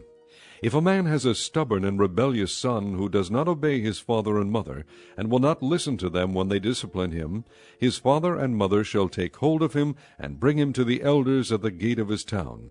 They shall say to the elders, This son of ours is stubborn and rebellious. He will not obey us. He is a profligate and a drunkard. Then all the men of his town shall stone him to death. You must purge the evil from among you. All Israel will hear of it and be afraid. If a man guilty of a capital offense is put to death, and his body is hung on a tree, you must not leave his body on the tree overnight. Be sure to bury him that same day, because anyone who is hung on a tree is under God's curse. You must not desecrate the land the Lord your God is giving you as an inheritance. Chapter 22.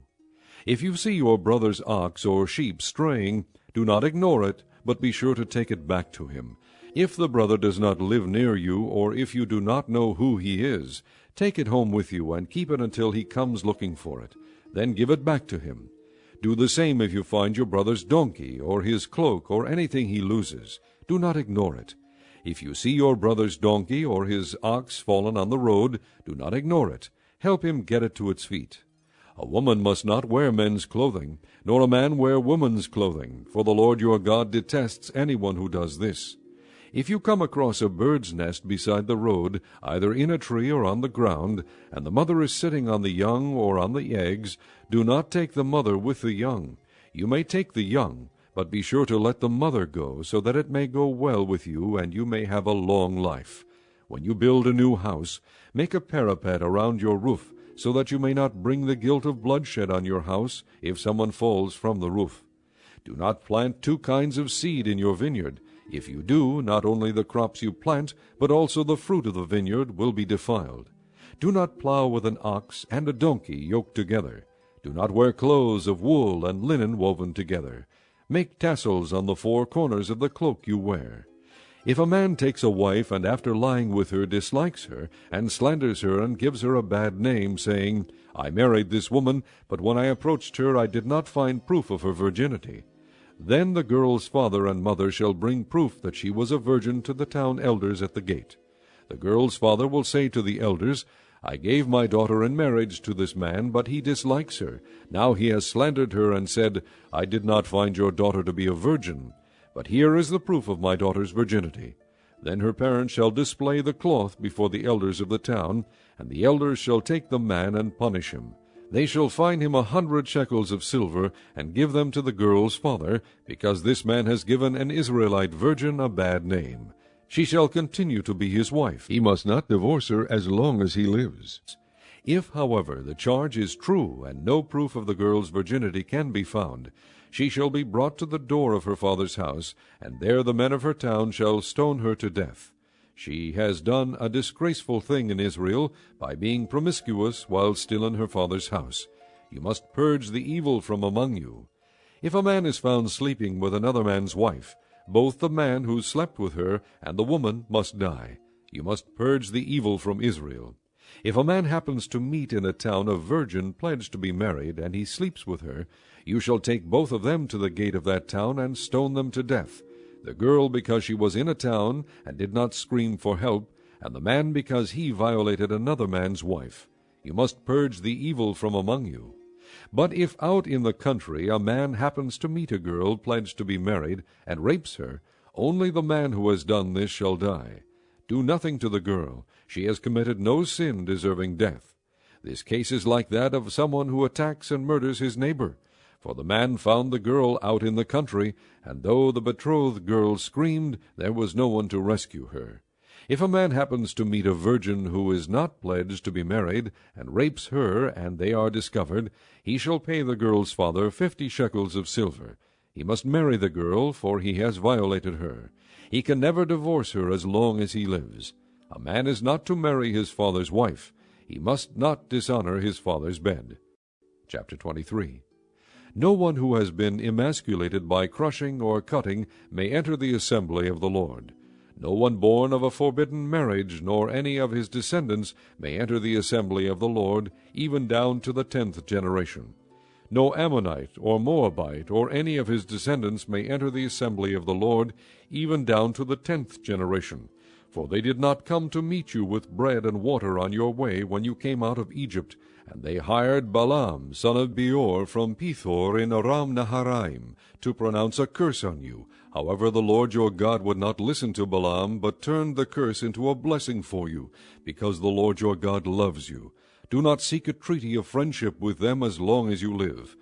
Do not abhor an Edomite, for he is your brother. Do not abhor an Egyptian, because you lived as an alien in his country. The 3rd generation of children born to them may enter the assembly of the Lord. When you are encamped against your enemies, keep away from everything impure. If one of your men is unclean because of a nocturnal emission, he is to go outside the camp and stay there. But as evening approaches, he is to wash himself, and at sunset he may return to the camp. Designate a place outside the camp where you can go to relieve yourself. As part of your equipment, have something to dig with, and when you relieve yourself, dig a hole and cover up your excrement. For the Lord your God moves about in your camp to protect you and to deliver your enemies to you. Your camp must be holy, so that he will not see among you anything indecent and turn away from you. If a slave has taken refuge with you, do not hand him over to his master. Let him live among you wherever he likes, and in whatever town he chooses. Do not oppress him. No Israelite man or woman is to become a shrine prostitute. You must not bring the earnings of a female prostitute or of a male prostitute into the house of the Lord your God to pay any vow, because the Lord your God detests them both. Do not charge your brother interest, whether on money or food or anything else that may earn interest. You may charge a foreigner interest, but not a brother Israelite, so that the Lord your God may bless you in everything you put your hand to in the land you are entering to possess. If you make a vow to the Lord your God, do not be slow to pay it, for the Lord your God will certainly demand it of you, and you will be guilty of sin. But if you refrain from making a vow, you will not be guilty. Whatever your lips utter you must be sure to do, because you made your vow freely to the Lord your God with your own mouth. If you enter your neighbor's vineyard, you may eat all the grapes you want, but do not put any in your basket. If you enter your neighbor's grain field, you may pick kernels with your hands, but you must not put a sickle to his standing grain. Chapter 24. If a man marries a woman who becomes displeasing to him because he finds something indecent about her, and he writes her a certificate of divorce, gives it to her, and sends her from his house, and if after she leaves his house she becomes the wife of another man, and her second husband dislikes her, and writes her a certificate of divorce, gives it to her, and sends her from his house, or if he dies, then her first husband who divorced her is not allowed to marry her again after she has been defiled. That would be detestable in the eyes of the Lord. Do not bring sin upon the land the Lord your God is giving you as an inheritance. If a man has recently married, he must not be sent to war or have any other duty laid on him. For 1 year he is to be free to stay at home and bring happiness to the wife he has married. Do not take a pair of millstones, not even the upper one, as security for a debt, because that would be taking a man's livelihood as security.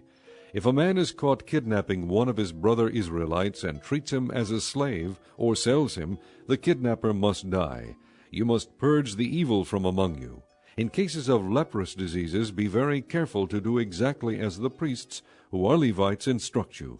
You must follow carefully what I have commanded them. Remember what the Lord your God did to Miriam along the way after you came out of Egypt. When you make a loan of any kind to your neighbor, do not go into his house to get what he is offering as a pledge. Stay outside and let the man to whom you are making the loan bring the pledge out to you. If the man is poor, do not go to sleep with his pledge in your possession. Return his cloak to him by sunset, so that he may sleep in it. Then he will thank you, and it will be regarded as a righteous act in the sight of the Lord your God. Do not take advantage of a hired man who is poor and needy, whether he is a brother Israelite or an alien living in one of your towns. Pay him his wages each day before sunset, because he is poor and is counting on it. Otherwise he may cry to the Lord against you, and you will be guilty of sin. Fathers shall not be put to death for their children, nor children put to death for their fathers. Each is to die for his own sin. Do not deprive the alien or the fatherless of justice, or take the cloak of the widow as a pledge. Remember that you were slaves in Egypt, and the Lord your God redeemed you from there. That is why I command you to do this. When you are harvesting in your field, and you overlook a sheaf, do not go back to get it. Leave it for the alien, the fatherless, and the widow, so that the Lord your God may bless you in all the work of your hands. When you beat the olives from your trees, do not go over the branches a second time. Leave what remains for the alien, the fatherless, and the widow. When you harvest the grapes in your vineyard, do not go over the vines again. Leave what remains for the alien, the fatherless, and the widow. Remember that you were slaves in Egypt. That is why I command you to do this. Chapter 25. When men have a dispute, they are to take it to court, and the judges will decide the case, acquitting the innocent and condemning the guilty.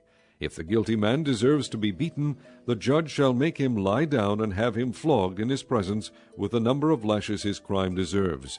But he must not give him more than 40 lashes.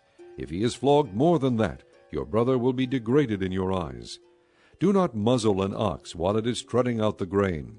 If brothers are living together, and one of them dies without a son, his widow must not marry outside the family. Her husband's brother shall take her and marry her, and fulfill the duty of a brother-in-law to her. The first son she bears shall carry on the name of the dead brother, so that his name will not be blotted out from Israel. However, if a man does not want to marry his brother's wife, she shall go to the elders of the town gate and say, My husband's brother refuses to carry on his brother's name in Israel. He will not fulfill the duty of a brother-in-law to me. Then the elders of his town shall summon him and talk to him.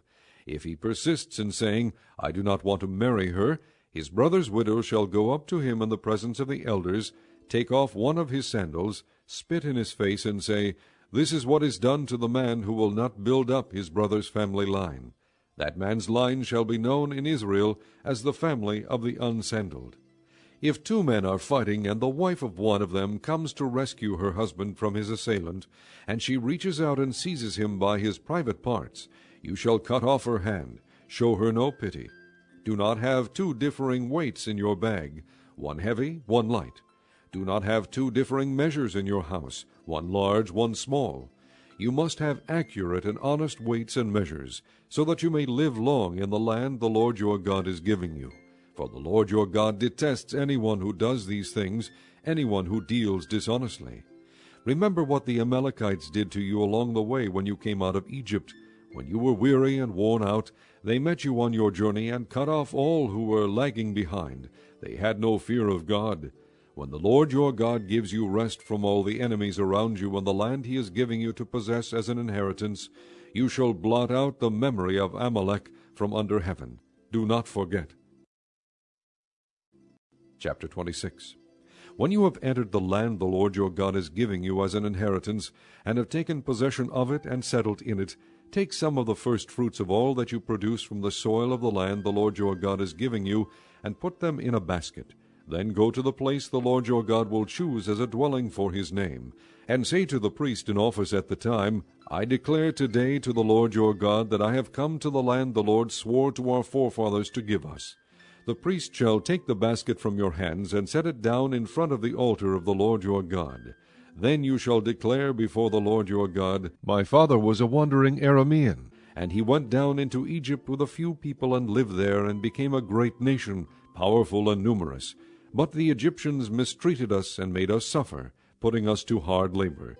Then we cried out to the Lord, the God of our fathers, and the Lord heard our voice and saw our misery, toil, and oppression. So the Lord brought us out of Egypt with a mighty hand and an outstretched arm, with great terror and with miraculous signs and wonders. He brought us to this place and gave us this land, a land flowing with milk and honey. And now I bring the first fruits of the soil that you, O Lord, have given me. Place the basket before the Lord your God, and bow down before him. And you and the Levites and the aliens among you shall rejoice in all the good things the Lord your God has given to you and your household. When you have finished, setting aside 1/10 of all your produce in the 3rd year, the year of the tithe, you shall give it to the Levite, the alien, the fatherless, and the widow, so that they may eat in your towns and be satisfied. Then say to the Lord your God, I have removed from my house the sacred portion, and have given it to the Levite, the alien, the fatherless, and the widow, according to all you commanded. I have not turned aside from your commands, nor have I forgotten any of them. I have not eaten any of the sacred portion while I was in mourning, nor have I removed any of it while I was unclean, nor have I offered any of it to the dead. I have obeyed the Lord my God. I have done everything you commanded me. Look down from heaven, your holy dwelling place, and bless your people Israel, and the land you have given us as you promised on oath to our forefathers, a land flowing with milk and honey. The Lord your God commands you this day to follow these decrees and laws. Carefully observe them with all your heart and with all your soul. You have declared this day that the Lord is your God, and that you will walk in his ways, that you will keep his decrees, commands, and laws, and that you will obey him. And the Lord has declared this day that you are his people, his treasured possession as he promised, and that you are to keep all his commands.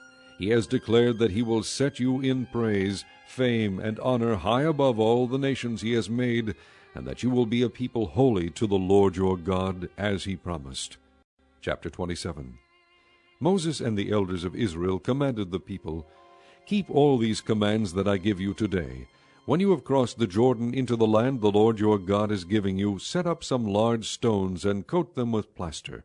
Write on them all the words of this law when you have crossed over to enter the land the Lord your God is giving you, a land flowing with milk and honey, just as the Lord, the God of your fathers, promised you. And when you have crossed the Jordan, set up these stones on Mount Ebal, as I command you today, and coat them with plaster. Build there an altar to the Lord your God, an altar of stones. Do not use any iron tool upon them. Build the altar of the Lord your God with field stones, and offer burnt offerings on it to the Lord your God. Sacrifice fellowship offerings there, eating them and rejoicing in the presence of the Lord your God.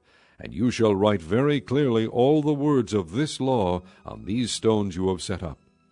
Then Moses and the priests, who are Levites, said to all Israel, Be silent, O Israel, and listen. You have now become the people of the Lord your God. Obey the Lord your God, and follow his commands and decrees that I give you today. On the same day Moses commanded the people, When you have crossed the Jordan, these tribes shall stand on Mount Gerizim to bless the people: Simeon, Levi, Judah, Issachar, Joseph, and Benjamin. And these tribes shall stand on Mount Ebal to pronounce curses: Reuben, Gad, Asher, Zebulun, Dan, and Naphtali.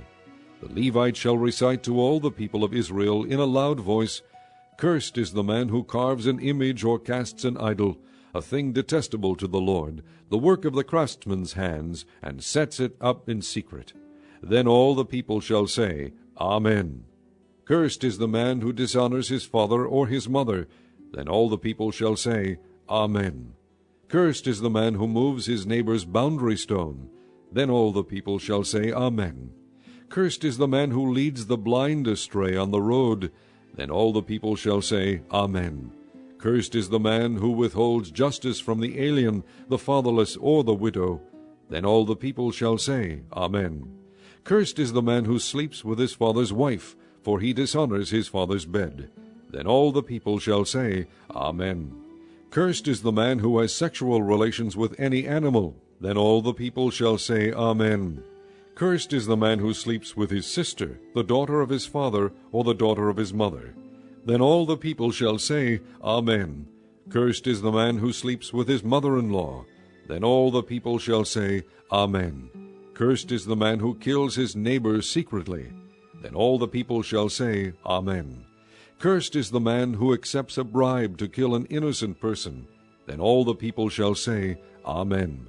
Cursed is the man who does not uphold the words of this law by carrying them out.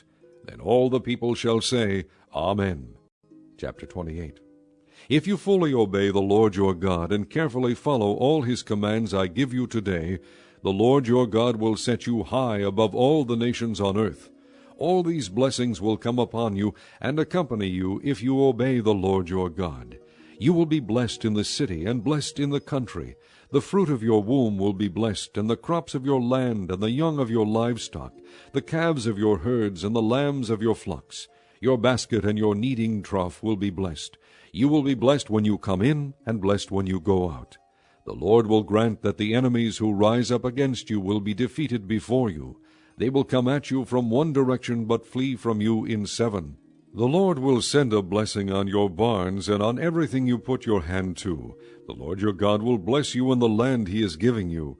The Lord will establish you as his holy people, as he promised you on oath, if you keep the commands of the Lord your God and walk in his ways.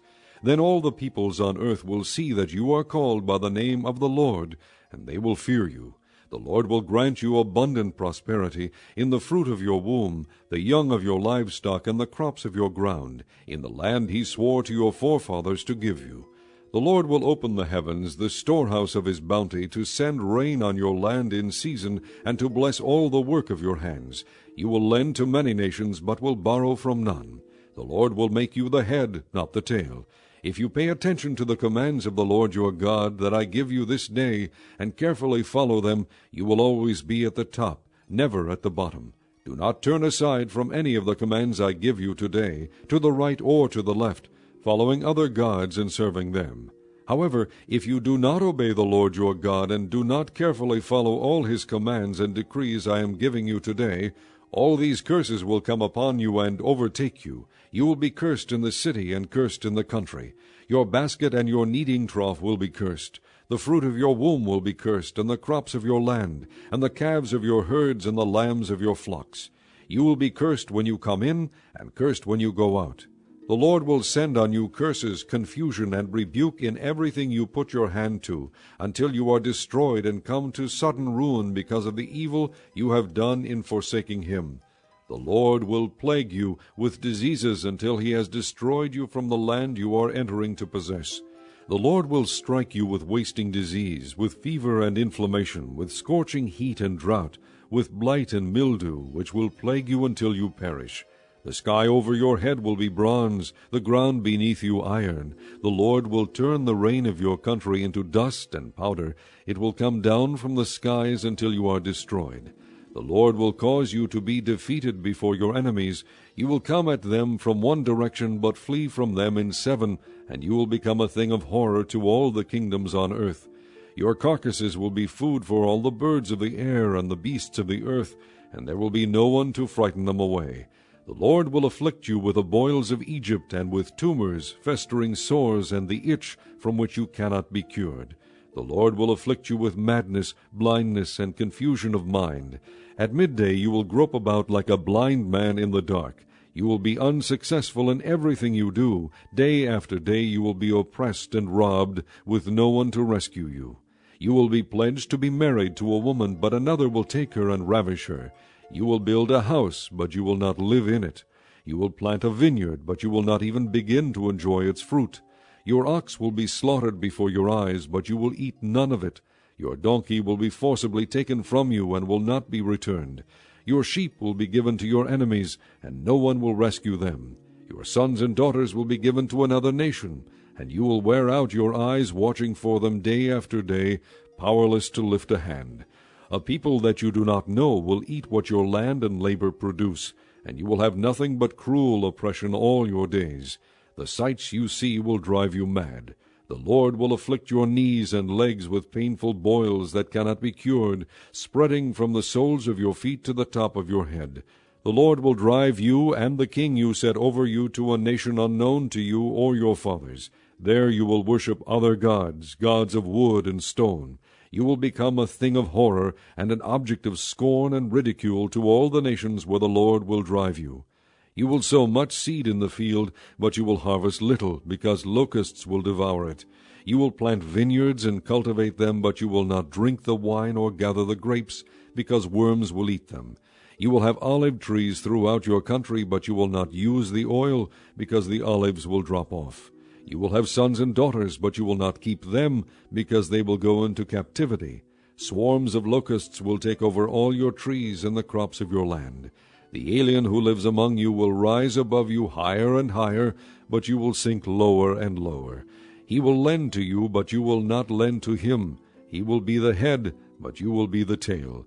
All these curses will come upon you. They will pursue you and overtake you until you are destroyed, because you did not obey the Lord your God, and observe the commands and decrees he gave you. They will be a sign and a wonder to you and your descendants forever, because you did not serve the Lord your God joyfully and gladly in the time of prosperity. Therefore in hunger and thirst, in nakedness and dire poverty, you will serve the enemies the Lord sends against you. He will put an iron yoke on your neck until he has destroyed you. The Lord will bring a nation against you from far away, from the ends of the earth, like an eagle swooping down, a nation whose language you will not understand, a fierce-looking nation without respect for the old or pity for the young. They will devour the young of your livestock and the crops of your land until you are destroyed. They will leave you no grain, new wine or oil, nor any calves of your herds or lambs of your flocks until you are ruined. They will lay siege to all the cities throughout your land, until the high fortified walls in which you trust fall down. They will besiege all the cities throughout the land the Lord your God is giving you. Because of the suffering that your enemy will inflict on you during the siege, you will eat the fruit of the womb, the flesh of the sons and daughters the Lord your God has given you. Even the most gentle and sensitive man among you will have no compassion on his own brother, or the wife he loves, or his surviving children, and he will not give to one of them any of the flesh of his children that he is eating. It will be all he has left because of the suffering your enemy will inflict on you during the siege of all your cities. The most gentle and sensitive woman among you, so sensitive and gentle that she would not venture to touch the ground with the sole of her foot, will begrudge the husband she loves, and her own son or daughter, the afterbirth from her womb, and the children she bears. For she intends to eat them secretly during the siege, and in the distress that your enemy will inflict on you in your cities. If you do not carefully follow all the words of this law which are written in this book, and do not revere this glorious and awesome name, the Lord your God, the Lord will send fearful plagues on you and your descendants, harsh and prolonged disasters, and severe and lingering illnesses. He will bring upon you all the diseases of Egypt that you dreaded, and they will cling to you. The Lord will also bring on you every kind of sickness and disaster not recorded in this book of the law, until you are destroyed. You who were as numerous as the stars in the sky will be left but few in number, because you did not obey the Lord your God. Just as it pleased the Lord to make you prosper and increase in number, so it will please him to ruin and destroy you. You will be uprooted from the land you are entering to possess. Then the Lord will scatter you among all nations, from one end of the earth to the other. There you will worship other gods, gods of wood and stone, which neither you nor your fathers have known. Among those nations you will find no repose, no resting place for the sole of your foot. There the Lord will give you an anxious mind, eyes weary with longing, and a despairing heart. You will live in constant suspense, filled with dread both night and day, never sure of your life. In the morning you will say, "If only it were evening," and in the evening, "If only it were morning," because of the terror that will fill your hearts and the sights that your eyes will see. The Lord will send you back in ships to Egypt, on a journey I said you should never make again. There you will offer yourselves for sale to your enemies as male and female slaves, but no one will buy you. Chapter 29. These are the terms of the covenant the Lord commanded Moses to make with the Israelites in Moab, in addition to the covenant he had made with them at Horeb. Moses summoned all the Israelites and said to them, "Your eyes have seen all that the Lord did in Egypt to Pharaoh, to all his officials, and to all his land. With your own eyes you saw those great trials, those miraculous signs and great wonders. But to this day the Lord has not given you a mind that understands, or eyes that see, or ears that hear. During the 40 years that I led you through the desert, your clothes did not wear out, nor did the sandals on your feet. You ate no bread and drank no wine or other fermented drink. I did this so that you might know that I am the Lord your God. When you reached this place, Sihon king of Heshbon and Og king of Bashan came out to fight against us, but we defeated them. We took their land and gave it as an inheritance to the Reubenites, the Gadites, and the half-tribe of Manasseh. Carefully follow the terms of this covenant, so that you may prosper in everything you do. All of you are standing today in the presence of the Lord your God. your leaders and chief men, your elders and officials, and all the other men of Israel, together with your children and your wives, and the aliens living in your camps, who chop your wood and carry your water. You are standing here in order to enter into a covenant with the Lord your God, a covenant the Lord is making with you this day, and sealing with an oath, to confirm you this day as his people, that he may be your God, as he promised you, and as he swore to your fathers Abraham, Isaac, and Jacob. I am making this covenant with its oath, not only with you who are standing here with us today in the presence of the Lord our God, but also with those who are not here today. You yourselves know how we lived in Egypt, and how we passed through the countries on the way here. You saw among them their detestable images and idols of wood and stone, of silver and gold. Make sure there is no man or woman, clan or tribe among you today, whose heart turns away from the Lord our God to go and worship the gods of those nations. Make sure there is no root among you that produces such bitter poison. When such a person hears the words of this oath, he invokes a blessing on himself, and therefore thinks, I will be safe, even though I persist in going my own way. This will bring disaster on the watered land as well as the dry. The Lord will never be willing to forgive him. His wrath and zeal will burn against that man. All the curses written in this book will fall upon him, and the Lord will blot out his name from under heaven. The Lord will single him out from all the tribes of Israel for disaster, according to all the curses of the covenant written in this book of the law. Your children who follow you in later generations, and foreigners who come from distant lands, will see the calamities that have fallen on the land, and the diseases with which the Lord has afflicted it. The whole land will be a burning waste of salt and sulfur, nothing planted, nothing sprouting, nor vegetation growing on it. It will be like the destruction of Sodom and Gomorrah, Admah and Zeboim, which the Lord overthrew in fierce anger. All the nations will ask, Why has the Lord done this to this land? Why this fierce, burning anger? And the answer will be, It is because this people abandoned the covenant of the Lord, the God of their fathers, the covenant he made with them when he brought them out of Egypt. They went off and worshipped other gods, and bowed down to them, gods they did not know, gods he had not given them. Therefore the Lord's anger burned against this land, so that he brought on it all the curses written in this book. In furious anger and in great wrath the Lord uprooted them from their land, and thrust them into another land, as it is now. The secret things belong to the Lord our God, but the things revealed belong to us and to our children forever, that we may follow all the words of this law.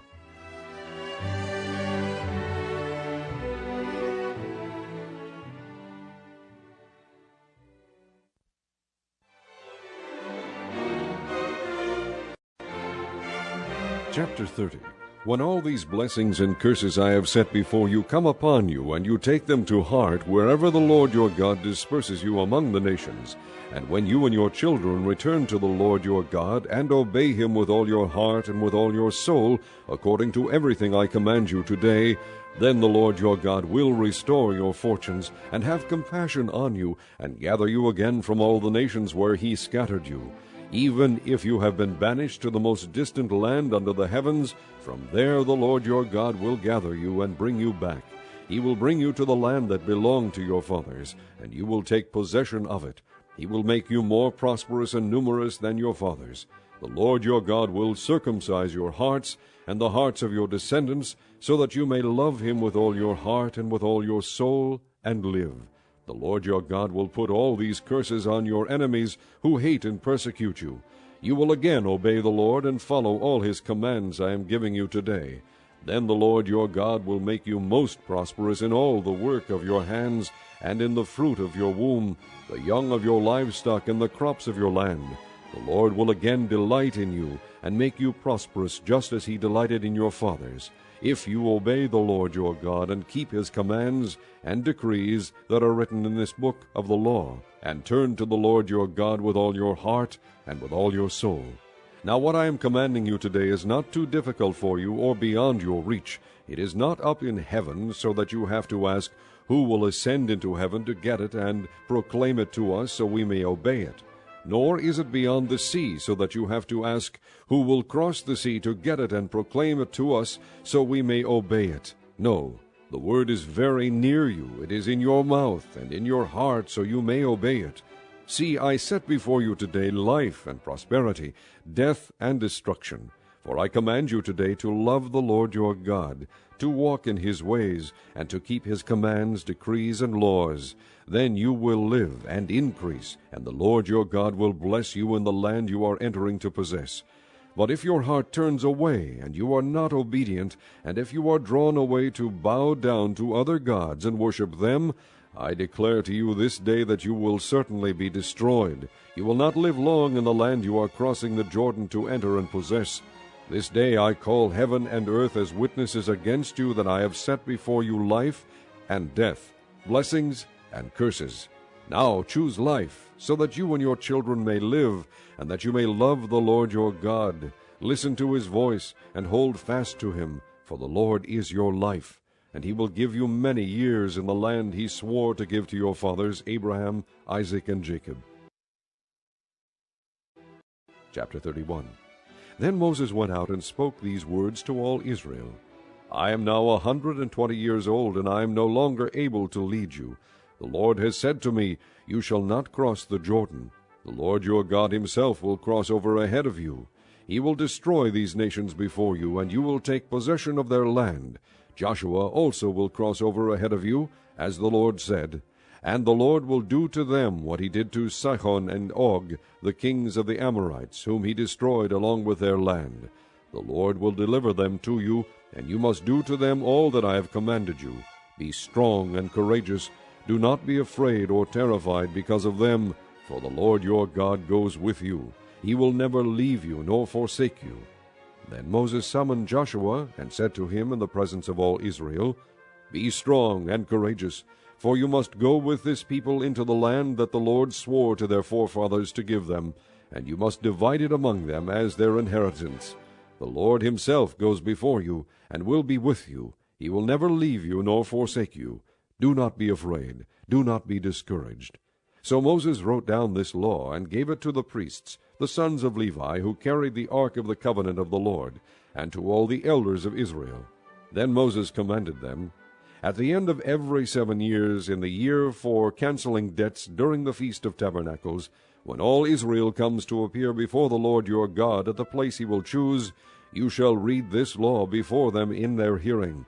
Assemble the people, men, women, and children, and the aliens living in your towns, so they can listen and learn to fear the Lord your God, and follow carefully all the words of this law. Their children who do not know this law must hear it and learn to fear the Lord your God, as long as you live in the land you are crossing the Jordan to possess. The Lord said to Moses, Now the day of your death is near. Call Joshua, and present yourselves at the tent of meeting, where I will commission him. So Moses and Joshua came and presented themselves at the tent of meeting. Then the Lord appeared at the tent in a pillar of cloud, and the cloud stood over the entrance to the tent. And the Lord said to Moses, You are going to rest with your fathers, and these people will soon prostitute themselves to the foreign gods of the land they are entering. They will forsake me, and break the covenant I made with them. On that day I will become angry with them, and forsake them. I will hide my face from them, and they will be destroyed. Many disasters and difficulties will come upon them, and on that day they will ask, Have not these disasters come upon us because our God is not with us? And I will certainly hide my face on that day, because of all their wickedness in turning to other gods. Now write down for yourselves this song, and teach it to the Israelites, and have them sing it, so that it may be a witness for me against them. When I have brought them into the land flowing with milk and honey, the land I promised on oath to their forefathers, and when they eat their fill and thrive, they will turn to other gods and worship them, rejecting me and breaking my covenant. And when many disasters and difficulties come upon them, this song will testify against them, because it will not be forgotten by their descendants. I know what they are disposed to do, even before I bring them into the land I promised them on oath. So Moses wrote down this song that day, and taught it to the Israelites. The Lord gave this command to Joshua son of Nun, Be strong and courageous, for you will bring the Israelites into the land I promised them on oath, and I myself will be with you. After Moses finished writing in a book the words of this law from beginning to end, he gave this command to the Levites who carried the ark of the covenant of the Lord. Take this book of the law and place it beside the ark of the covenant of the Lord your God. There it will remain as a witness against you, for I know how rebellious and stiff-necked you are. If you have been rebellious against the Lord while I am still alive and with you, how much more will you rebel after I die? Assemble before me all the elders of your tribes and all your officials, so that I can speak these words in their hearing and call heaven and earth to testify against them. For I know that after my death you are sure to become utterly corrupt and to turn from the way I have commanded you. In days to come disaster will fall upon you, because you will do evil in the sight of the Lord, and provoke him to anger by what your hands have made. And Moses recited the words of this song from beginning to end in the hearing of the whole assembly of Israel. Chapter 32. Listen, O heavens, and I will speak. Hear, O earth, the words of my mouth. Let my teaching fall like rain, and my words descend like dew, like showers on new grass, like abundant rain on tender plants. I will proclaim the name of the Lord. O praise the greatness of our God. He is the rock, his works are perfect, and all his ways are just. A faithful God who does no wrong, upright and just is he. They have acted corruptly toward him. To their shame they are no longer his children, but a warped and crooked generation.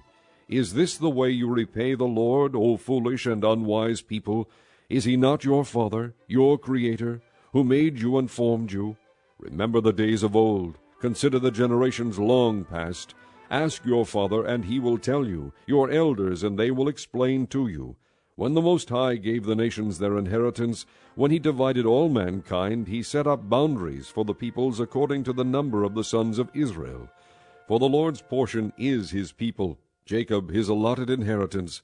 In a desert land he found him, in a barren and howling waste. He shielded him and cared for him. He guarded him as the apple of his eye. Like an eagle that stirs up its nest and hovers over its young, that spreads its wings to catch them and carries them on its pinions, the Lord alone led him. No foreign god was with him. He made him ride on the heights of the land and fed him with the fruit of the fields. He nourished him with honey from the rock, and with oil from the flinty crag, with curds and milk from herd and flock, and with fattened lambs and goats, with choice rams of Bashan, and the finest kernels of wheat. You drank the foaming blood of the grape. Jeshurun grew fat and kicked. Filled with food, he became heavy and sleek. He abandoned the God who made him and rejected the rock, his Savior. They made him jealous with their foreign gods and angered him with their detestable idols. They sacrificed to demons which are not God, gods they had not known, gods that recently appeared, gods your fathers did not fear. You deserted the rock who fathered you. You forgot the God who gave you birth. The Lord saw this and rejected them because he was angered by his sons and daughters. I will hide my face from them, he said, and see what their end will be, for they are a perverse generation, children who are unfaithful. They made me jealous by what is no God, and angered me with their worthless idols. I will make them envious by those who are not a people. I will make them angry by a nation that has no understanding.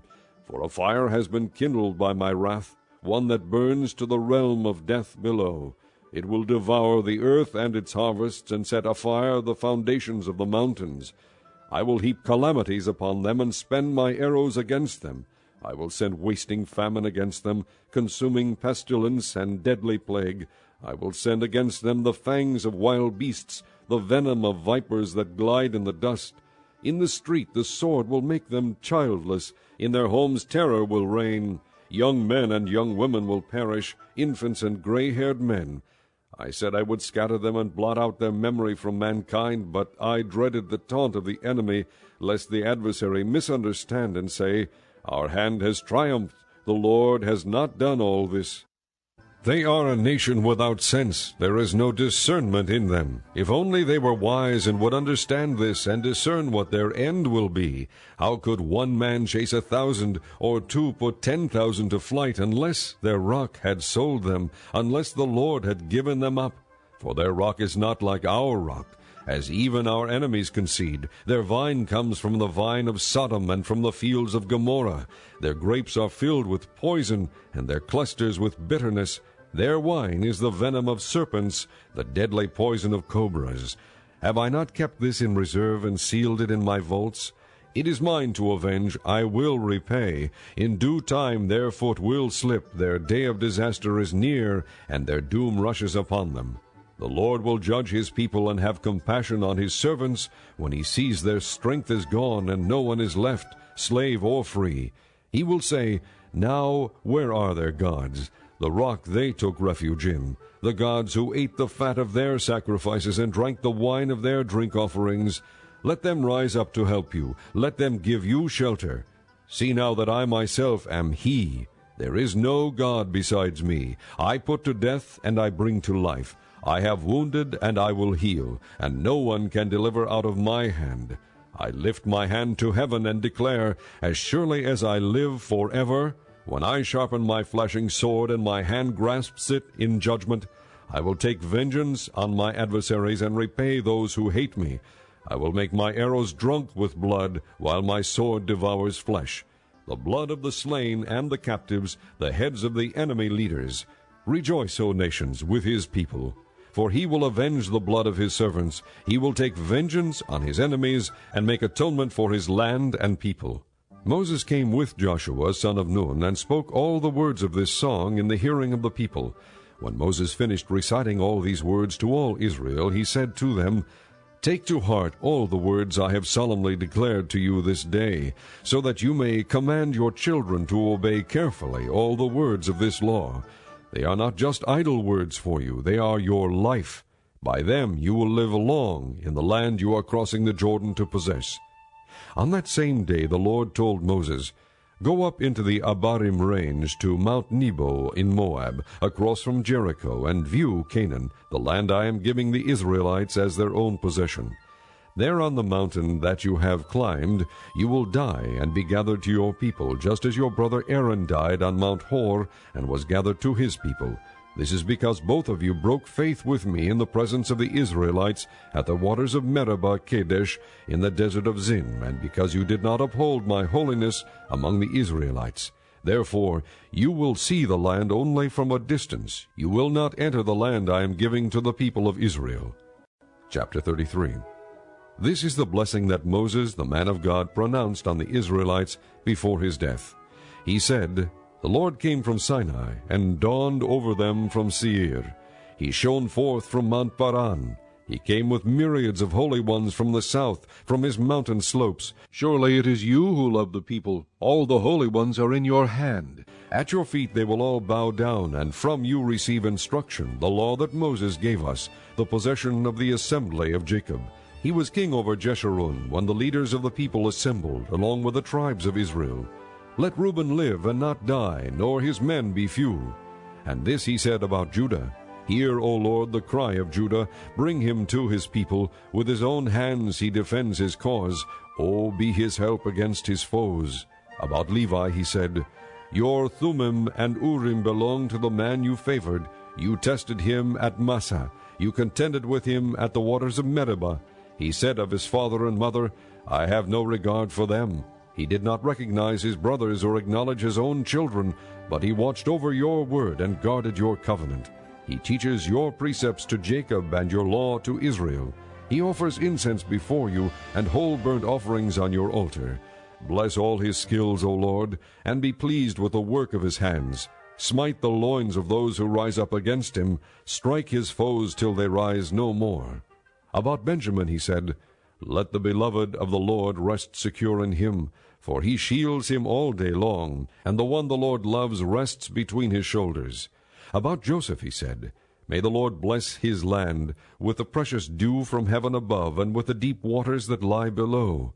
With the best the sun brings forth, and the finest the moon can yield, with the choicest gifts of the ancient mountains, and the fruitfulness of the everlasting hills, with the best gifts of the earth and its fullness, and the favor of him who dwelt in the burning bush. Let all these rest on the head of Joseph, on the brow of the prince among his brothers. In majesty he is like a firstborn bull. His horns are the horns of a wild ox. With them he will gore the nations, even those at the ends of the earth. Such are the 10,000s of Ephraim, such are the thousands of Manasseh. About Zebulun he said, Rejoice, Zebulun, in your going out, and you, Issachar, in your tents. They will summon peoples to the mountain, and there offer sacrifices of righteousness. They will feast on the abundance of the seas, on the treasures hidden in the sand. About Gad he said, Blessed is he who enlarges Gad's domain. Gad lives there like a lion, tearing at arm or head. He chose the best land for himself. The leader's portion was kept for him. When the heads of the people assembled, he carried out the Lord's righteous will, and his judgments concerning Israel. About Dan he said, Dan is a lion's cub springing out of Bashan. About Naphtali he said, Naphtali is abounding with the favor of the Lord, and is full of his blessing. He will inherit southward to the lake. About Asher he said, Most blessed of sons is Asher. Let him be favored by his brothers, and let him bathe his feet in oil. The bolts of your gates will be iron and bronze, and your strength will equal your days. There is no one like the God of Jeshurun, who rides on the heavens to help you, and on the clouds in his majesty. The eternal God is your refuge, and underneath are the everlasting arms. He will drive out your enemy before you, saying, Destroy him. So Israel will live in safety alone. Jacob's spring is secure in a land of grain and new wine, where the heavens drop dew. Blessed are you, O Israel. Who is like you, a people saved by the Lord? He is your shield and helper and your glorious sword. Your enemies will cower before you, and you will trample down their high places. Chapter 34. Then Moses climbed Mount Nebo from the plains of Moab to the top of Pisgah, across from Jericho. There the Lord showed him the whole land, from Gilead to Dan, all of Naphtali, the territory of Ephraim and Manasseh, all the land of Judah as far as the western sea, the Negev and the whole region from the valley of Jericho, the city of palms, as far as Zoar. Then the Lord said to him, This is the land I promised on oath to Abraham, Isaac, and Jacob, when I said, I will give it to your descendants. I have let you see it with your eyes, but you will not cross over into it. And Moses, the servant of the Lord, died there in Moab, as the Lord had said. He buried him in Moab, in the valley opposite Beth Peor, but to this day no one knows where his grave is. Moses was 120 years old when he died, yet his eyes were not weak, nor his strength gone. The Israelites grieved for Moses in the plains of Moab 30 days, until the time of weeping and mourning was over. Now Joshua son of Nun was filled with the spirit of wisdom, because Moses had laid his hands on him. So the Israelites listened to him, and did what the Lord had commanded Moses. Since then no prophet has risen in Israel like Moses, whom the Lord knew face to face, who did all those miraculous signs and wonders the Lord sent him to do in Egypt, to Pharaoh, and to all his officials, and to his whole land. For no one has ever shown the mighty power, or performed the awesome deeds that Moses did in the sight of all Israel.